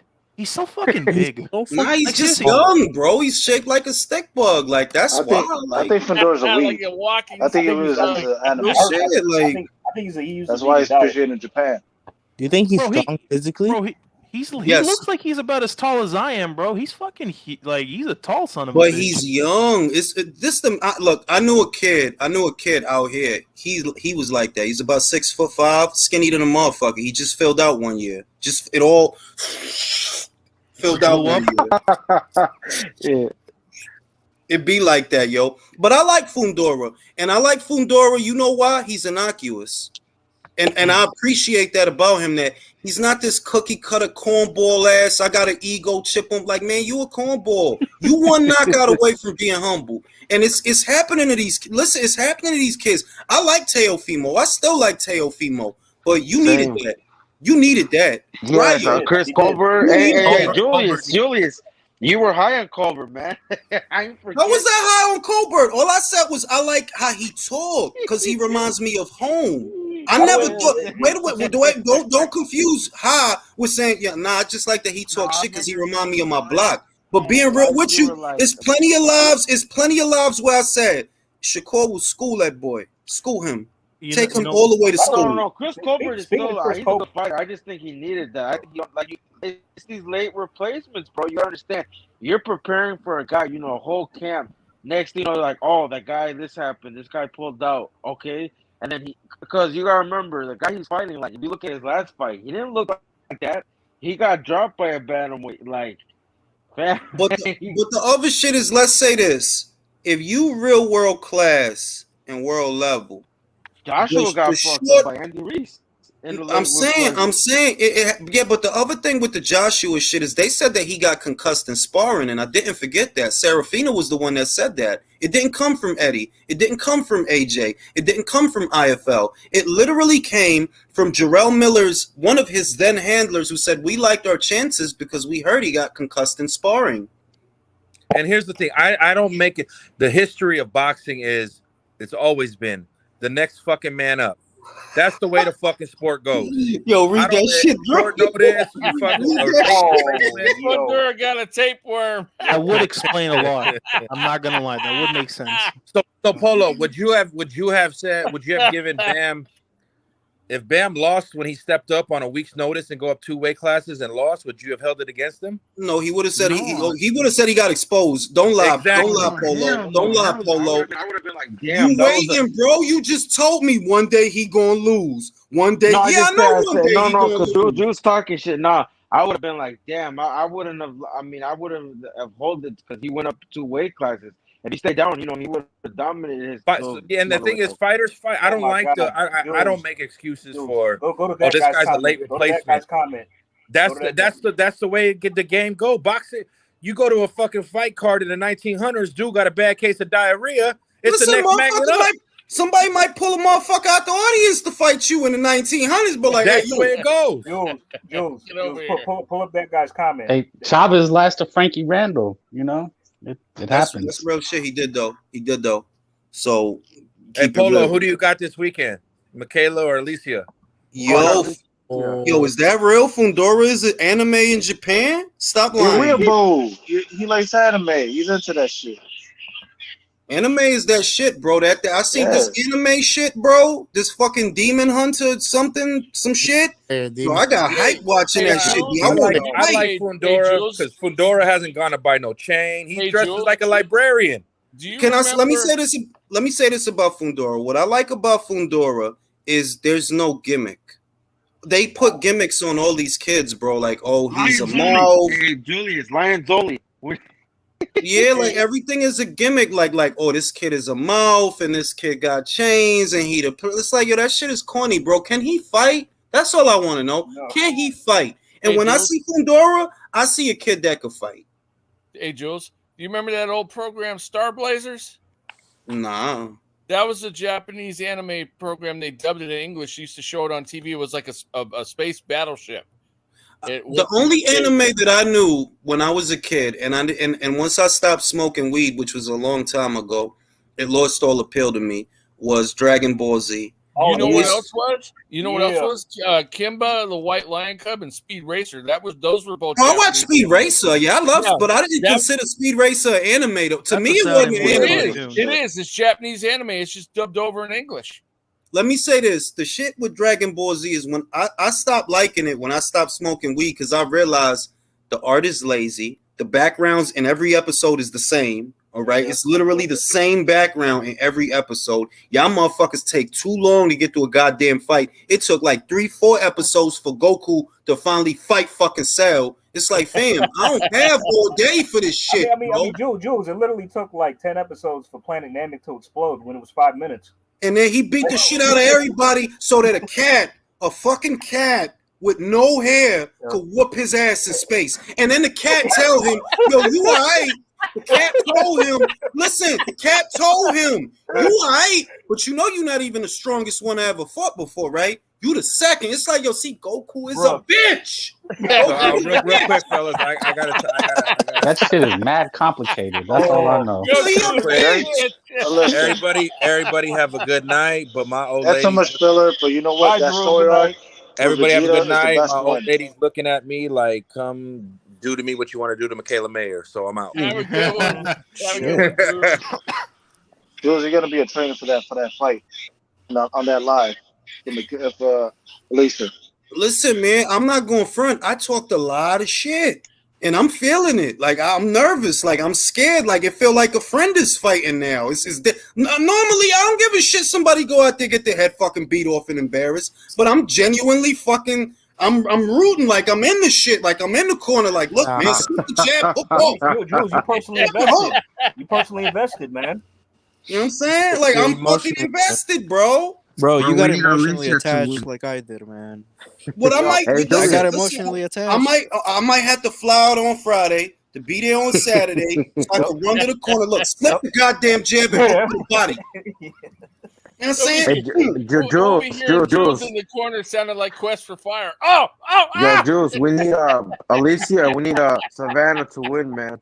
We need Alicia and Yo, Savannah listen, to win. I talked a lot of shit, bro. I'm not gonna lie to you. Like I've been talking a lot of shit, and it's like heavy shit. Like I've been screaming, break her fucking ribs, knock the blonde out her hair, knock the Scooby snacks out that broad, because she got dogs and shit. Make her look like I'm talking a lot of shit, bro. Julius, what if Julius?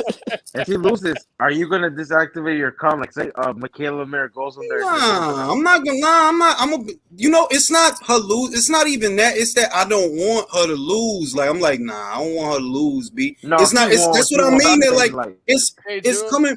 Hold on. It's coming from a like, oh, your peoples is fighting, so it feel different. Like, you know, if somebody go out there, they get their ass beat. No sweat off my bad. I don't give a shit. Yeah. It's their ass. Was it because I'm invested, it's like, oh, my homie out there about to get, you know what I'm saying? And I get nervous. Like, I'm getting nervous. I get nervous. Was it a situation where she had to talk herself into the fight, you know, to get the fight, she had to pump it up just to get the fight, so now she has to keep going 100? You know what I mean? Like, it just wasn't a fight that was going to naturally, organically happen? Nah, it's more like I mean, network. When she told me what she told me, that they gave her very good money, which I won't say the number. I believed it because she said, I'm not hard up for bread. Like I get money off of my sponsors and endorsements. I'm not hard up for bread. I took it because I was going to be able to have a full camp, which is what they didn't give me before when they offered me to fight before. When they offered me the shit before, I think she said it was just a few weeks. Whereas she said what really made me want to take the fight is I get to have a full camp. I get to get fully ready. And if you've been following her, she already been on weight. Like she already been on weight. At least she probably the best shape of her life. That's what I'm saying. So I'm nervous because I'm fucking invested. Like why wouldn't I be? I've been talking a lot of shit. And I'm You know what? fucking. I mean, Jules, it's funny. Like you ripped on Goku, but I wish we could send Alicia some sensu beans, man. She, you know, Hey, I mean, just low Hey, key. you got that clairvoyance, Jules. You should know what happens, man. Right? You're like a dimensional Klingon from the No. 15th Nebula. You want me to tell you something that I'm afraid can I of? say something? Nah, hold on. Let me say this. That is why I'm afraid. My cosmic energy is telling me one of them is gonna win, and one of them is gonna lose. Okay, yes, You of just don't course. know And the which. floor, You and the just don't floor know is which made one. of floor. Nah, Jay, you know who's gonna need those sensu beans? Michaela Mayer's gonna need those sensu beans. That's who's gonna need those sensu beans. Look, all week my energy been telling me one of them is gonna win, and one of them is gonna lose. Turns It's out to just be a a draw question of because we need a which. trilogy. Well, that solves it. Mr. By the way, Captain question. Obvious. By the way, fellas, question. I'm not talking about Michaela and Alicia, bro. I'm talking about Savannah and Clarissa and Alicia and Michaela. Both. Yeah. Yep. That's what I'm talking about. That where I might think Savannah has it, maybe she doesn't. And where I think Alicia has it, maybe she doesn't. And what the universe is telling me is one of those two, one of them is gonna win and one of them is gonna lose. Man, that's a Question true of which. 50-50 Just fight, man. let me predict it, and the opposite is going to happen. My last 7 weeks of predictions have been off, so just let me predict what's going to happen. It's going to be the opposite. Bro, who out here is terrible with predictions? Right here. I am. I am. I can't vote pick sometimes, Clarissa. I'm not gonna lie. When I pick old I people, feel like Savannah's going to win. Hey, Julius. Julius. Hey, Julius. I'm bad with predictions, so I'm picking Clarissa. Bet. Hey, Julius, say she does get knocked out. What do you think the aftermath's gonna be like? Say like it's a competitive fight, but Shields is taking over. People are gonna be on and she suicide gets watch, caught. man. that's Like what I was she gonna gets ask caught. you. Your honest opinion, Polo? If They have she, no one else Like to say fight she gets after that. caught. Polo, Like she Polo. gets caught. If she gets, if she's winning rounds, and one get through, and she get clipped and go out, it'll be like Wilder versus whatchamacallit all over again. That's what I see. The rematch. The Think second so? fight. Yep. You talking about all these Logically, conspiracies? I said this. Savannah can lose, and it'll be okay. You lost to one of the pound for pound fighters in the sport. It's okay. But Savannah is not pound for pound. They don't rank her like that. So if you lose to somebody like that, after you've been saying that, bitch ain't shit, she can't hit, fuck her, she ain't fought nobody. If she turn around and knock you out after you said all that, you gonna feel crazy on the inside. Yep. Savannah ain't spent a lot of time saying a whole lot, and if she lose reality, you losing to a 2-time undisputed 3-division former unified champion, one of the best in the sport, and one of the best Olympic amateurs that ever did it. That has 2 gold medals. You know There's no shame in that. Julius, remember when Wilder was calling Fury pillow fisted? Oh, you drug addict, and Fury was quiet, and Fury was like, "I'm gonna knock you out." And Who did all the talking? Wilder said a lot of shit. Said a lot of shit. You know, I'm having some Vietnam flashbacks. So here, I'm just gonna say this. I'm having a feeling things are gonna look like Leon Edwards versus Usman. I'm just saying. I'm just saying, man. This is why no one should talk shit, man. Because when you eventually lose, because this shit happens, man, you're gonna look like a goofy motherfucker, man. I'm just saying, man. What are you doing? What are you doing? I'm just saying, man. No, that's the shit he said blew me away. So I'm like, yo, in a way, hey, ask Josue Vargas. He knows. But being real, let me say this. Being real, all fuckery aside, all jokes aside, this is the main thing, and this is the truth. Savannah can lose to Clarissa for 2 reasons. One, what I mentioned, that Clarissa's one of the best in the world. That's established, right? One of the best in history also. That's established. She is one of the best in history. When they start talking about Katie, like, listen, your competition is not fucking with Katie's on any levels at all. Like, it's not close. But in a general sense, yeah, Clarissa is one of the best in the world. Like, it's not like I had her ranked at number 9 or number 8. She was always in the top 5 on my list. Always in the top 5. Either she was 2, there was a period where she was 1, then Katie took it from her, and Katie has it now. Before that, Cecilia had it. But Clarissa was always top 3, top 5 on my list, right? So if you lose to a top 2, top 3 pound for pound fighter, that's not the worst thing in the world. And 2, Savannah actually still has people she can fight. Clarissa doesn't. After this, what you gonna do? Hey, Julius. She goes to MMA.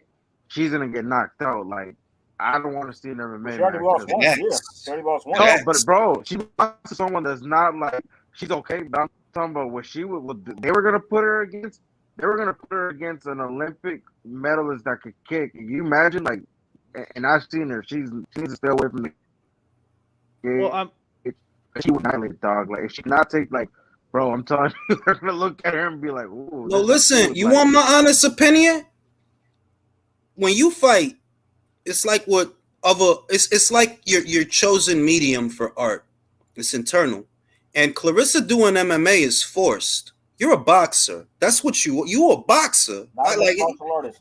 Yeah, you're not an MMA fighter. You a boxer. The way that a sculptor is a sculptor, a painter is a painter. You know what I mean? That's you a boxer. You're not an MMA fighter. You just trying to you just trying to do that for the bread. You forcing that. That shit is not real. You trying to be in that cage.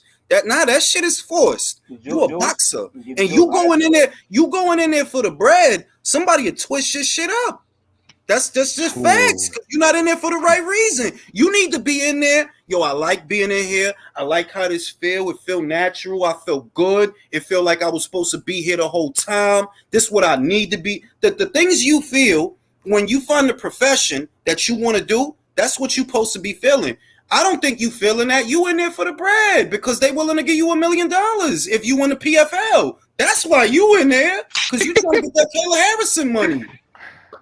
I think she didn't even make it. Oh, I've said this like before, and I'll say it again. Like, if she hadn't lost that second or her second MMA fight, she wouldn't be doing this fight right now. I agree with you. She wouldn't be doing this. Bro,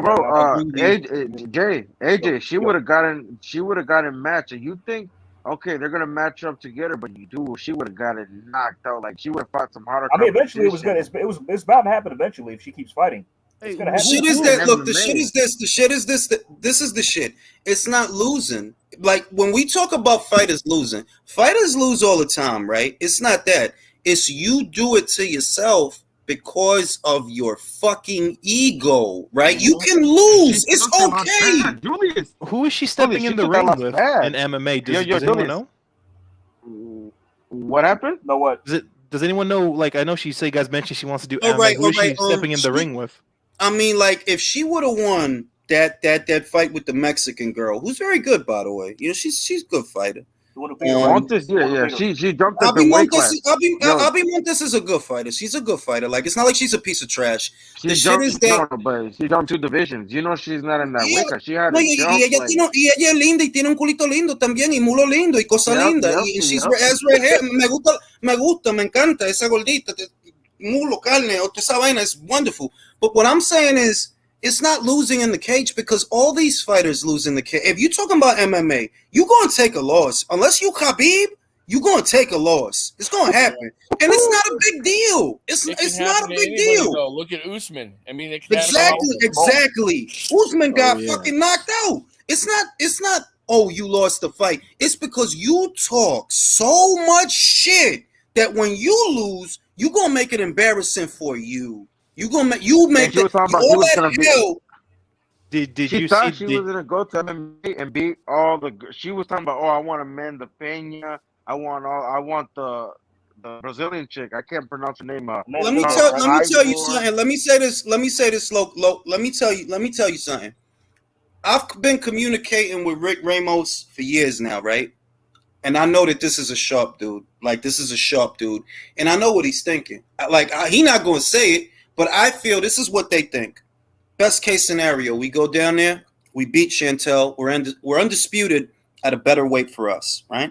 And then they'll auction, and then they'll have fights that they can have and still be the A side in those situations. If we lose, we're still undisputed at 147. Mm-hmm. We'll just do business with Sky and Boxer if we lose. If we win, we get money. If we lose, we get money. That dude is smart. Like, I know he ain't big like Eddie and all of that, but that dude's smart. That dude is a smart dude. Don't ever be fooled. And I see why they took the fight and why they was like, yo, you know what?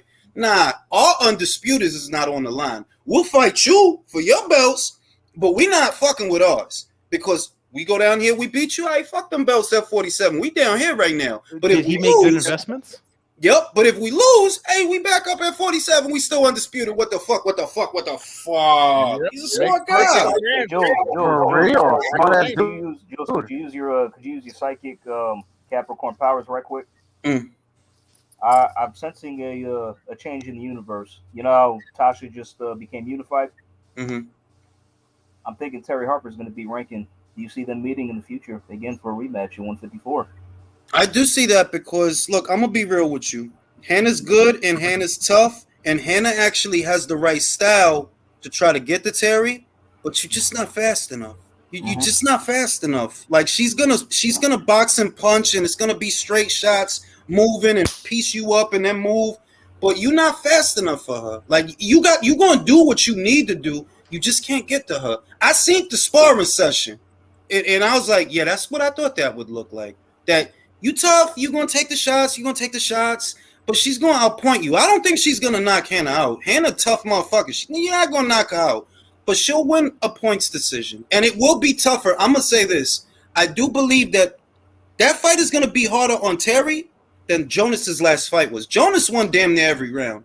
Yeah. I think Terry going to have some scary moments in that fight, but she going to pull it out and she going to win. I think that. Then we're going to get a Harper Jonas rematch. I mean, why the fuck not, bro? That'd be the question. Who's going to do the fight? I'm gonna say this. Listen, let me tell you something. I'm gonna be real with you. I love Tasha. I love Terry, but I'm gonna be real with you. They better do that shit while they can, because Mary Spencer probably beats them both. Easy. Oh yes.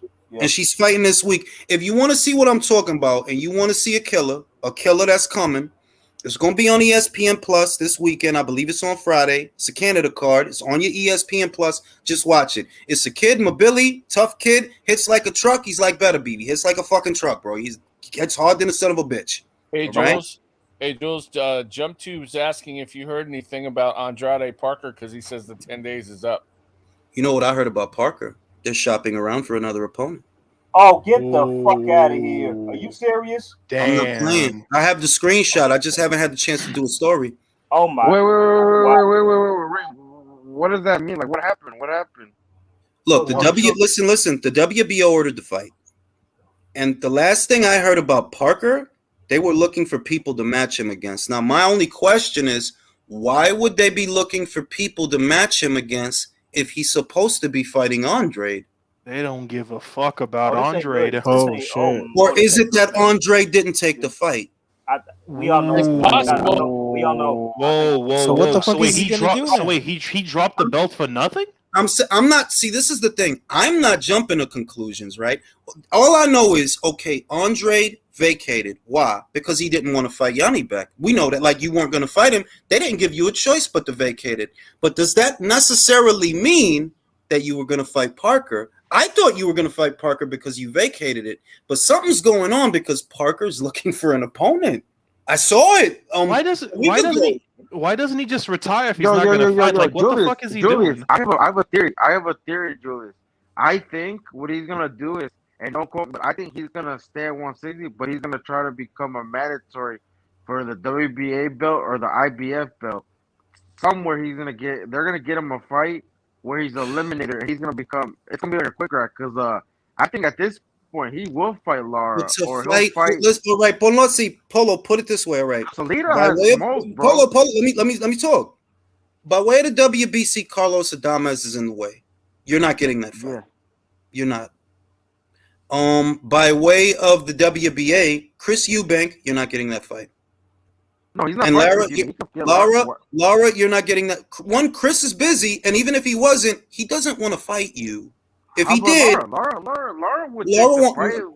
Oh, he's gonna fight Lara for peanuts. What you think they're gonna pay him? Enough that he'll fight? What about the IBF? What about the IBF? Was number one there? By way of the IBF, I believe the number one is isn't it Esquiva Falcao? Oh, Falcao, okay, yeah, got it. Now Falcao, let me say this. It's not that Falcao is something pretty or something special. It's that he ain't no bitch.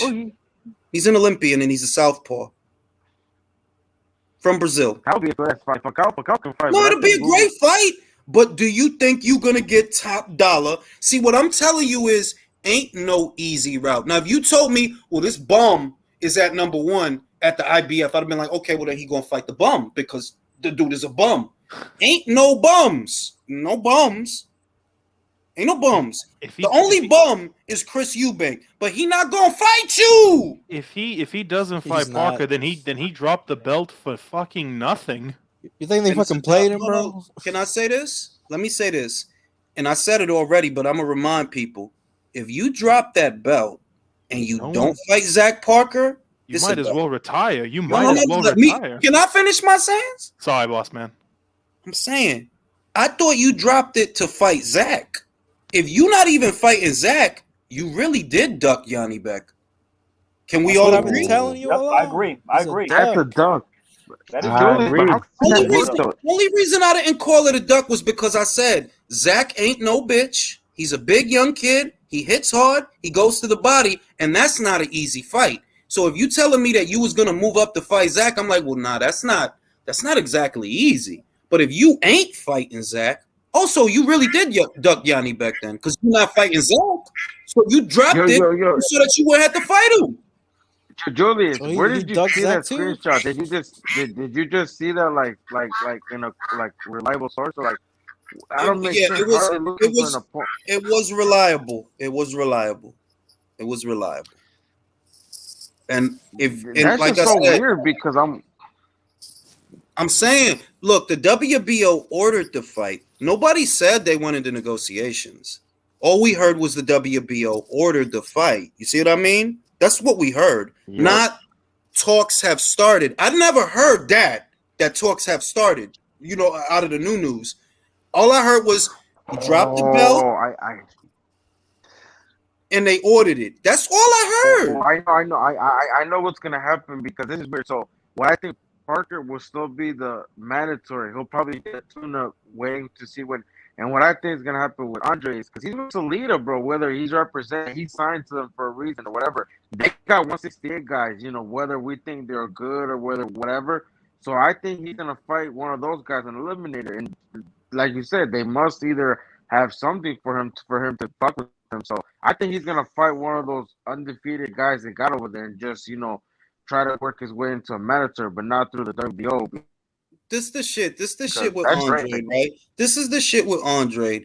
If you were willing to make, or if you are, I'm not gonna make no assumptions, but I'll say that the situation he's in, you have to be willing to take a pay cut, first of all. To get back on TV and have an angle or a path, you need to be willing to take a pay cut. That's first and foremost. The second thing is, the only ones I think will really work with you is either Matchroom or Top Rank. And once again, you need to take a pay cut.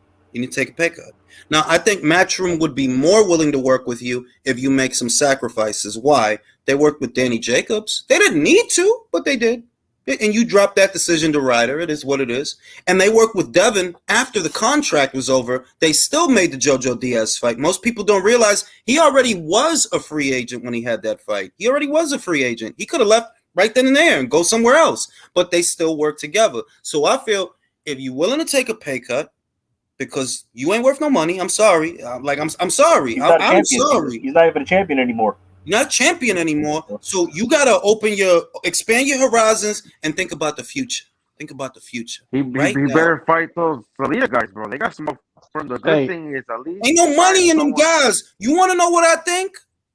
I think Eddie would rather match Canelo against Demetrius than Bivol for a second time. Not bad. I take that. Honestly, I've never seen a case like this, Andre, dude. All my years of following boxing, this has to be the most unique dude that I've ever seen. The last dude I can remember was maybe Winky Wright or Vernon Forrest. That for years they just couldn't. Can I say this, Frank? Yeah. I've never been to Rhode Island, and I never knew nobody from Rhode Island. I don't even think it really exists. Frank, but Winky Wright was different. But Winky Wright took the flight. Bro, his thing was more business because, guys did avoid, but he didn't pull a lot of fights or he didn't, No, I'm just saying this Andrade, dude. I've all my years of following boxing, I've never seen a case like this before. This is what you get when you want Me one neither. fight. This is what you do when you don't focus on your career and just chase Thank one God for fucking see, man. that's the Ukrainian. Nobody say shit. That is the Ukrainian excellence talking, because I couldn't have put it better myself in a single sentence. That's what the fuck you get for chasing one fight, because that's why you're here. That's literally why you're here, because it's all about Canelo all the You time. think it was Don't you notice that all these guys, Triple it's all about Canelo. It's all about Canelo. Y'all all fucked. Jamal, you're fucked. David, you're fucked. Yeah, Bro, because they don't want to you're fight each other. fucked. But You got- you know But what? yo, you yo, do? but wait, you got but coaches. wait. But the Russian dude that says, I don't care about Canelo Payday. I want belt. He has options. You know Bivol what? has options. He's fighting Zerto. He still wants belts. Canelo, I fight you again. You should fight Usyk instead of me. They're fucked by choice though, Jules. That's the thing. It's by their choice that they're fucked. But now they're look. Jamal's wife had a fat fucking ass. You don't get to squeeze it anymore. You're fucked. No, Let's- I mean, but I don't there's- like getting wait. Julius. Wait. Jamal What's that? hanged Let me add this. Well, let me add this. On some real shit though. Yeah, that was a nice ass. Oh.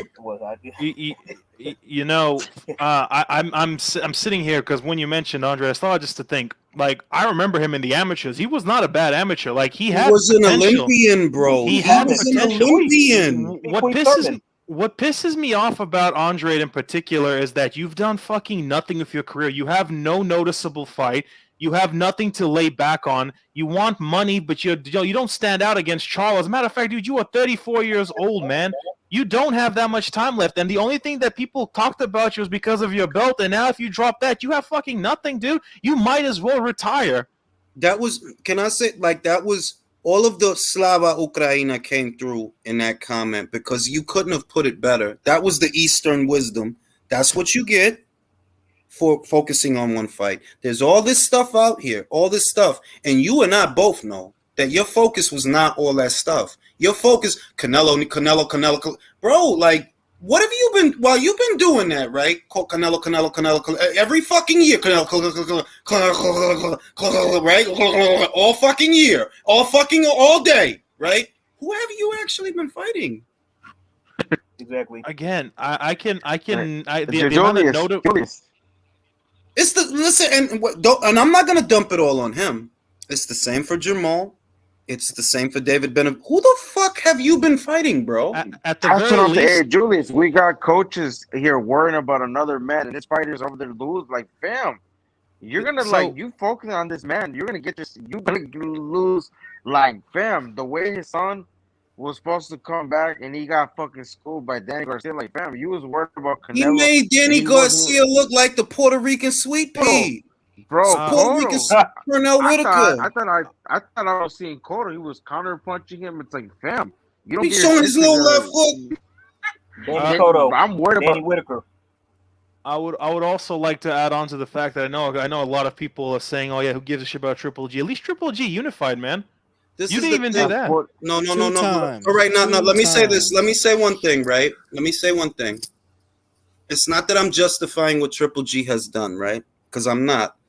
But who would you rather be, Triple G or Demetrius Andre?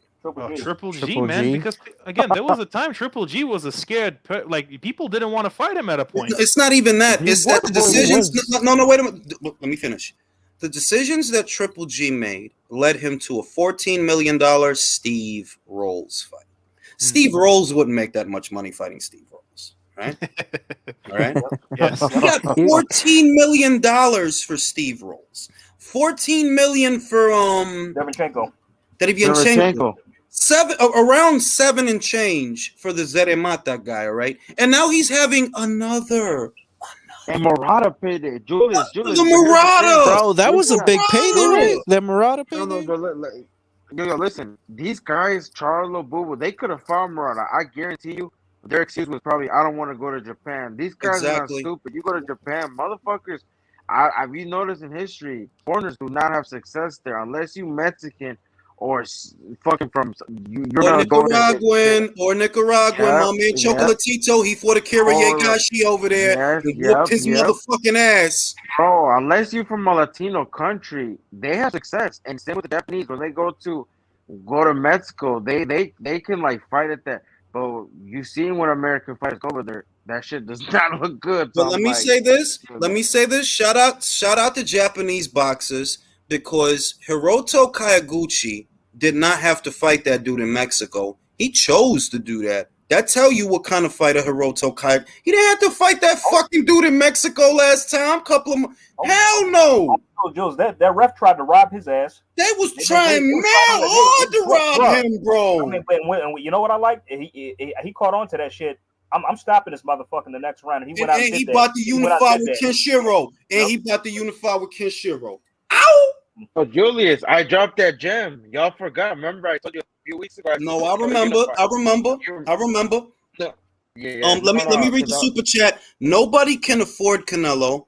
These fan arguments about who he should fight next is pointless because Canelo is so rich. He doesn't need the. That's so true, bro. It's like, bro, like this whole thing that Canelo doesn't have to do anything, and that's what I try to get them to understand. But they think I'm on some fanboy shit. That don't create an environment where you are at Canelo's mercy, because if you do, what are you gonna do when you don't get the fight? What are you gonna do? Because you may not get the fight. Now look at Charlo, and not even Charlo. I'm gonna go back 3 years before the pandemic shut everything down. I said David and Caleb need to fight, and soon, because Canelo's gonna go up there for Kovalev, and he's not gonna stay up there. He's gonna come back down. When he does, 168. Yep. I said when he does, the episodes are still up. You don't have to believe me. The episodes are still up. I said no, when he comes down, bro. When he comes down, he's gonna go belt hunting, and whoever has those belts gets to come to the party. And what did Samson do? Samson fucked off the play fight. No, do you want to see to a fighters fight? Just to pay. So we want to do 2 title defenses. What he said. You could have did that, and it would have been Julius, and what happened the next time they fight? I mean, the next time he fought. You know, Polo. You know. I said, like, yo, dog, like, go in there with Caleb and beat him up now. When Canelo come down, he has to, because you'll have 2, and it'll look weird. It'll be too weird. People can't ignore it. But what y'all did, you done fucked off that belt, and John B, he got more money, and you said, like, yo, listen, his mandatory got a fucking payday. The same guy that was whooping his best win. Like, it was, bro, forget that. Like, Avni got the payday. That's what people don't say. Avni got the payday because he didn't fuck up the purse. He didn't fuck up the belt. Again, bro, you cloud chase one guy. Also, one thing, he would have gotten the fight regardless, because he was gonna fight. If y'all remember, if they would have let him, but he said, you know what, I'll let Canelo do his thing and I'll fight him. He would have cooked Lemieux. And Canelo would have still fought him. So I'm saying the excuse was because, the man, like, bro, he was a mandatory because your company or whatever, you guys screwed him over. Like, they know what Wait, let me say this. A lot of the PBC ball sack Paul smokers, right? They like to pretend that Avni was made mandatory for Canelo, which is bullshit, because when you look, if he was made the mandatory for anyone, it was David. Because David acknowledged. He was David's mandatory, and David is the one. 2019. Instead of ordering the rematch with Darrell, they made him the manager. Okay, so instead of having Darrell, because they seen what Yildirim did to Darrell, they're like, no, let Darrell fight David. He fight the winner. But remember, early 20, Yildirim got like he got surgery. He got like a surgery that delayed the fight. Y después de tipo, él peleó con Romer Angulo, and that's the fight where he lost the belt on the scales, where he blew the weight. Yeah. Y yo lo que estoy diciendo, esa situación, you could have avoided all of that by fighting Caleb Plant instead of any of them. Real. And hell, I would have favored Benavidez to beat Plant, if I'm being honest with you. And Ivo, peep the shit. You can't say, no one can say that, the pandemic, they couldn't do that fight. It was in a bubble. Listen, Jermel Charlo unified in the bubble. Teofimo Lopez fought Vasil Lomachenko in the bubble. In the bubble, yep. You could have fought in the bubble. Smith. No, they fucked that fight up, and it's Benavidez' team fault. It's not Caleb's fault. It's not, because Caleb was calling him out. Caleb was down for the fight. I like David, bro, but I would not put money on that fight, man, because the way things have been looking for his camp, like, let's just hold on that, man, because Oh, Which fight, bro? Which fight? You mean like back then? I actually would have favored Plant versus David. Yeah, but bro, back then I would have. man. I would have favored Benavidez back then, man. What are I you would've. saying, Polo? What are you being told? He's No, favoring. I'm just saying. No, I'm just saying, man. The way it's been looking, man. Jose was supposed to be Danny, and he put in with the Rayo thing, and then man, I don't know. I'm not liking how it's looking, man. Yo, what are you? Yo, what are you saying, bro? Didn't he lose by majority decision? He's saying the shoulder roll would have beat Benavidez. Yo, all I'm being honest. This is what makes me angry about it. And people think I got a question, Julius. Oh, wait. Let me talk. Wait. People think I come at the PBC for no reason. And shit like this is the reason. You had that belt right there. You could have did that and it wouldn't have been nothing. And I would have bought the fight because I fucking bought the Rosario unification. So if you would have put Plant versus Benavidez on pay-per-view, yeah, I would have bought it. I bought fucking Charlo shit. I would have bought shit. I bought it too. I bought Mario Barrios versus Keith Thurman. I didn't buy that shit. I didn't even watch that shit. What you mean you bought that? I didn't go that far. I mean, I wanted to see. Why, are you kidding me? You wanted to see Keith Thurman fight Barrios? I mean, you better Polo better than me. I didn't buy that shit. I didn't buy that shit. You have more disposable income than I do. People buy Charles Martin versus Luis Ortiz. Relax. I wasn't one of them. I didn't buy that. Better than me. It wasn't me. I like the undercard. They had a good undercard, so I bought it. It is what it is. But I was gonna ask you, when has David ever fought a boxer though? That you guys are so confident he can replant. No, I'm being serious. Bro, I feel like Uskatski could have done some shit to him if that fight would have gone down. Nah, but Caleb fought the right fight in the sense that he knocked down Uskatagi early, and Uskatagi was the puncher. So because he knocked him down early, he got his respect with that shit, and he was hesitant for the rest of the fight after that. Like he really didn't want to commit to nothing. Yeah, so you think he would have gave Benavidez some trouble? I think he would have. Oh, he would have gave him a run for. I'm gonna ask you though, when have you guys ever seen David versus a boxer? Like people picking him to watch, but I'm like, you do realize that there's a reason why Samson was a little hesitant. Like, have you ever seen David versus a mover that can actually move? Like, not remember what Samson said about Andre? How much money he wanted? Remember? More than the Canelo. More than you don't remember that he asked for over. You don't remember that he said if it's Andre, he wants more than $7 million for Andre. Man, is it the same, bro? Is this the same guy that said, "Oh, I don't want the sparring session"? When he said, "I want to see what the," and what did he say? I'm trying to save him, but it's like, fam, get out of here. Exactly. Who the fuck gonna believe that? By the way, right? No, he knew that it was. They could have made that Andre fight, bro. I feel like that would have been a dual fight, and it would have made some buzz. Anything would be better than what David is actually doing. If you think about it, anything would be better than what Carlos Gangaro would be better than who. Yes, I could go for David Benavidez versus Carlos Gangaro. Because they both could punch. That's a good fight. That's a fight. So like Lemieux, Coron Davis, like bro, this is ridiculous. Like Lemieux, especially, bro, that was fucking. Bro, like he was already done. And then fucking senior. That just left Eddie Hearn. What's the name of that super middleweight that left Eddie Hearn? Lerone Richardson. But Lerone Richards is probably gonna go to Scotto. He a UK guy. He not gonna come over here, bro. No, I'm saying I like him. He's nice over there. Oh yeah, he's nice. I like him.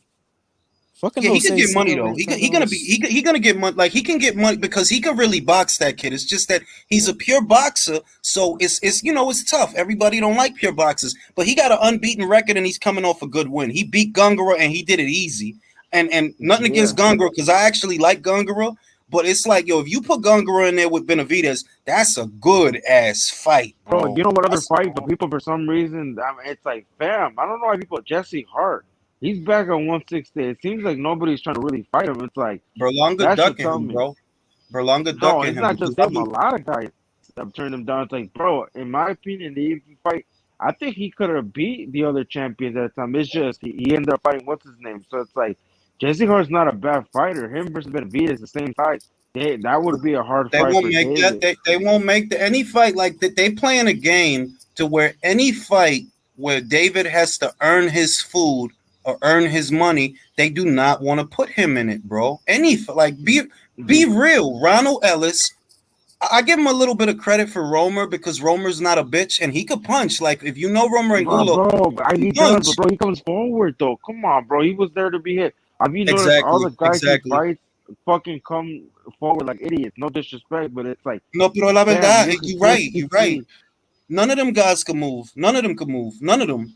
They ain't got no. They always put him in there with guys that's gonna. They always put him in there with guys. They're gonna stand with their shoulders squared and swing for the fences. That's the only kind of guys they put him in there with. Even Darrell said like Darrell was kind of tailor made either too. It's like fam, he lost some clear rounds, but I mean it's like it wasn't a wash. Yeah, but with Darrell, it was more like, bro, you just old. Like you know what I mean? Like you just old. Like. But he was winning rounds though. Like that's the only win. But it's like, fam, the reason I don't rate that win because, bro, I saw Darrell struggling with. How do I say? I saw him struggle with Yildirim, bro. He struggled with Yildirim, bro. That's all you need to know. Hey, Jules, I had a question for you. Go ahead, Abo. I've been thinking for a little bit now as well. I noticed a lot of people are moving up from 160 to 68. So like, there's not much left in the 160 division right now, is there? Bro, I said that 160 is dead, bro. It's absolutely dead. 160 is dead, bro. Now ask me why they're going to 68. Please ask me. It's Canelo. It's obvious. Exactly. Bro, it's obvious. Why are they fighting guys? Bro, I could be blind, deaf, stupid, and I would still tell you it's because of Canelo. Yeah, Mobility, the kid I mentioned earlier, Mobility, that he hits like a fucking truck. He's gonna fight this week. It's on your ESPN Plus as a top ranked Eye of the Tiger management show. Watch that kid. He hits like a fucking truck. Hey, do you ever wonder if 168 David nods like his brother Jose? I wish he would nod more. I don't like that he doesn't. I know. This is totally off topic from our current conversation, but have you heard any words on Kosei Tanaka recently? Anything new? I did hear something about Kosei. I think he's training with Ismail. The last thing I heard about Kosei is he's training with Ismail Salas now, who trained Kazuto Ioka to whoop his ass. So that's a good sign. That's a good sign because Didn't he's he win his last fight though? No, he did. He already rebounded off that loss. Because I love Kosei, man. I love that guy. Yo, Julius, if you can't beat him, join him. One second. Why not? Polo, why not? Fuck it. Yeah. One second. Just exactly. Fellas, question: like, is anybody located on the East Coast? I am. I don't know what classifies as the East Coast. No, I mean, well, I'm just wondering: has anybody ever tried Chris Colbert's Primetime Chicken? Nah, is it any good? I don't know. That's what I'm asking. I mean, it's trash, bro. Can I say something? I'm gonna be honest with you. It's not a good advertisement for your chicken that you got the shit beat out of you, bro. No, but it's not. Well, listen, motherfucker can't cook, motherfucker can't fight. It's like, nah, bro. Well, I mean, y'all being hard. Grills, he lost. So he lost a little bit. I'm just saying that I feel like, I don't know if it's me, but I feel like if you could cook, you could fight. You see what I mean? Like if you could cook, I never seen a good chef or somebody who could barbecue good. I never seen somebody that could barbecue get their ass whooped. Never, ever. I never seen a chef. You make a fair point, man. My grandma old as shit, man, but man, she old, but she can cook, man. She'll kick my ass, man. That's what I never seen nobody that could cook get their ass beat. So when I seen Hector beat the shit out of him, it's like, well, Hector probably make a good asopao, un mangú, una yuca, una longanita. Probably make some, but I never seen somebody that could cook get their ass beat. So I see Colbert, and I'm like, and you gonna get up and cook the chicken? Nah, I'm good. Bro. Damn, you're being too harsh. Hey, Chris Colbert will beat Hector Garcia in the rematch. Watch. No, he won't. No, he won't. No, he will not. Absolutely not. Sulem give me the. Listen, Sulem gave me the scoop on Hector, and that kid has good amateur experience. He ain't nothing to play with. He ain't. Hector beat him on short notice. What do you think he's gonna do with a full camp? Damn. See, Steve's gonna beat him. Steve, R.I.P. to Ernie Shavers, George. Steve said it. Facts. I be cooking at my restaurant and serve customers a 3-piece when they be acting up. That's what I can't imagine nobody that could throw down in the kitchen getting there. I can't see that, bro. Hey, then you know for a fact Gordon Ramsay would be like a fucking pound for pound fighter right there, black man. belt. Yo. He a fucking black belt. Do y'all got Benny Benihana's? Yo, it'll be Mexicans in every kitchen. but exactly. Now fuck around in that kitchen. Fuck around and find out. Y'all want to hear funny? Y'all want to hear a funny story? One morning, this was years ago. Me and my dad was eating at IHOP, right? And there was this couple. I guess they didn't speak English. They was some from country. I don't know where they were from, but out of nowhere, like she started yelling across the restaurant to the waitress. This waitress came back and just checked her ass and just put her ass back in her place. And guess what? Now the waitress is my wife. So really. No, I'm kidding. No, I wish. Jay, man, I would have married after that. I'm like, shit, that's a good story, though. That's a good story. That would have been a hell. You on the hook, Jules. Bro, that would have been a hell. That shit. Oh, that's a Disney movie waiting to happen. But I'm just being real. When have you ever seen somebody that you know, even people that I know that can cook? Nah, you not just going. Steven Seagal, he'd get his ass beat. Can he cook? I think. Look how fat he is. He was a cook in the Under Siege movie. Bro, have you ever fought a fat person? It is very, very hard, bro. I mean, yes. It's taxing. It's physically taxing. Give me some tall, skinny motherfucker any old day of the week, but some fat nah, it's hard, Do you man. think Butterbean can cook? We didn't get that size on his own. Yeah, that's for sure. Well, actually, he did. I think he did. I think he did. No, then I said it wrong. He's not that size because he can't cook. If the motherfucker can't cook, he can eat. Well, at least. Anybody who's smart will make friends with the person who's cooking their food to begin with. That's what I do. Always. And I always get Exactly. great food and great service. Exactly. And I bring Always them be people- nice. and I bring them people on top of it, so they love me. So I'll never get anything bad. You see, that's why my girl and I are best friends, man. She'd burn hot pockets, man. So. So you can't be fucking up a hot pocket, bro. If you fuck up a hot pocket, I don't even want to sit next to you. Yeah, like, man, put it in the toaster, microwave it. How you gonna fuck up a hot pocket? You know, where there's a will, she can find a way. Bro, you better stop so you don't get no pussy. You can put the forks in it. Hey, you know what? I've been cooking for the last 3 years of my life. You know what? At this point, I'd rather take a good meal than over some pussy. I'm just saying, man. Food is the way to my heart. There's a man on his true purpose. I've been broke most of my life, so that means, man, like, look, I got my left hand for a reason, and I'd rather be. I apologize. I have that Ukrainian decensorship. All right. You're admitting you're a southpaw. Whoa. Hey. I mean, hey, I'm Ukrainian. Enough said. Yo, what the fuck was I talking about? On that note, it's been a great live. I'm gonna do a few more this week, leading up to this weekend's fights. I'll catch y'all on the next one. Good talking to y'all. Have a good night, man. Have a nice night, guys. Godspeed. Godspeed. Night, Jules.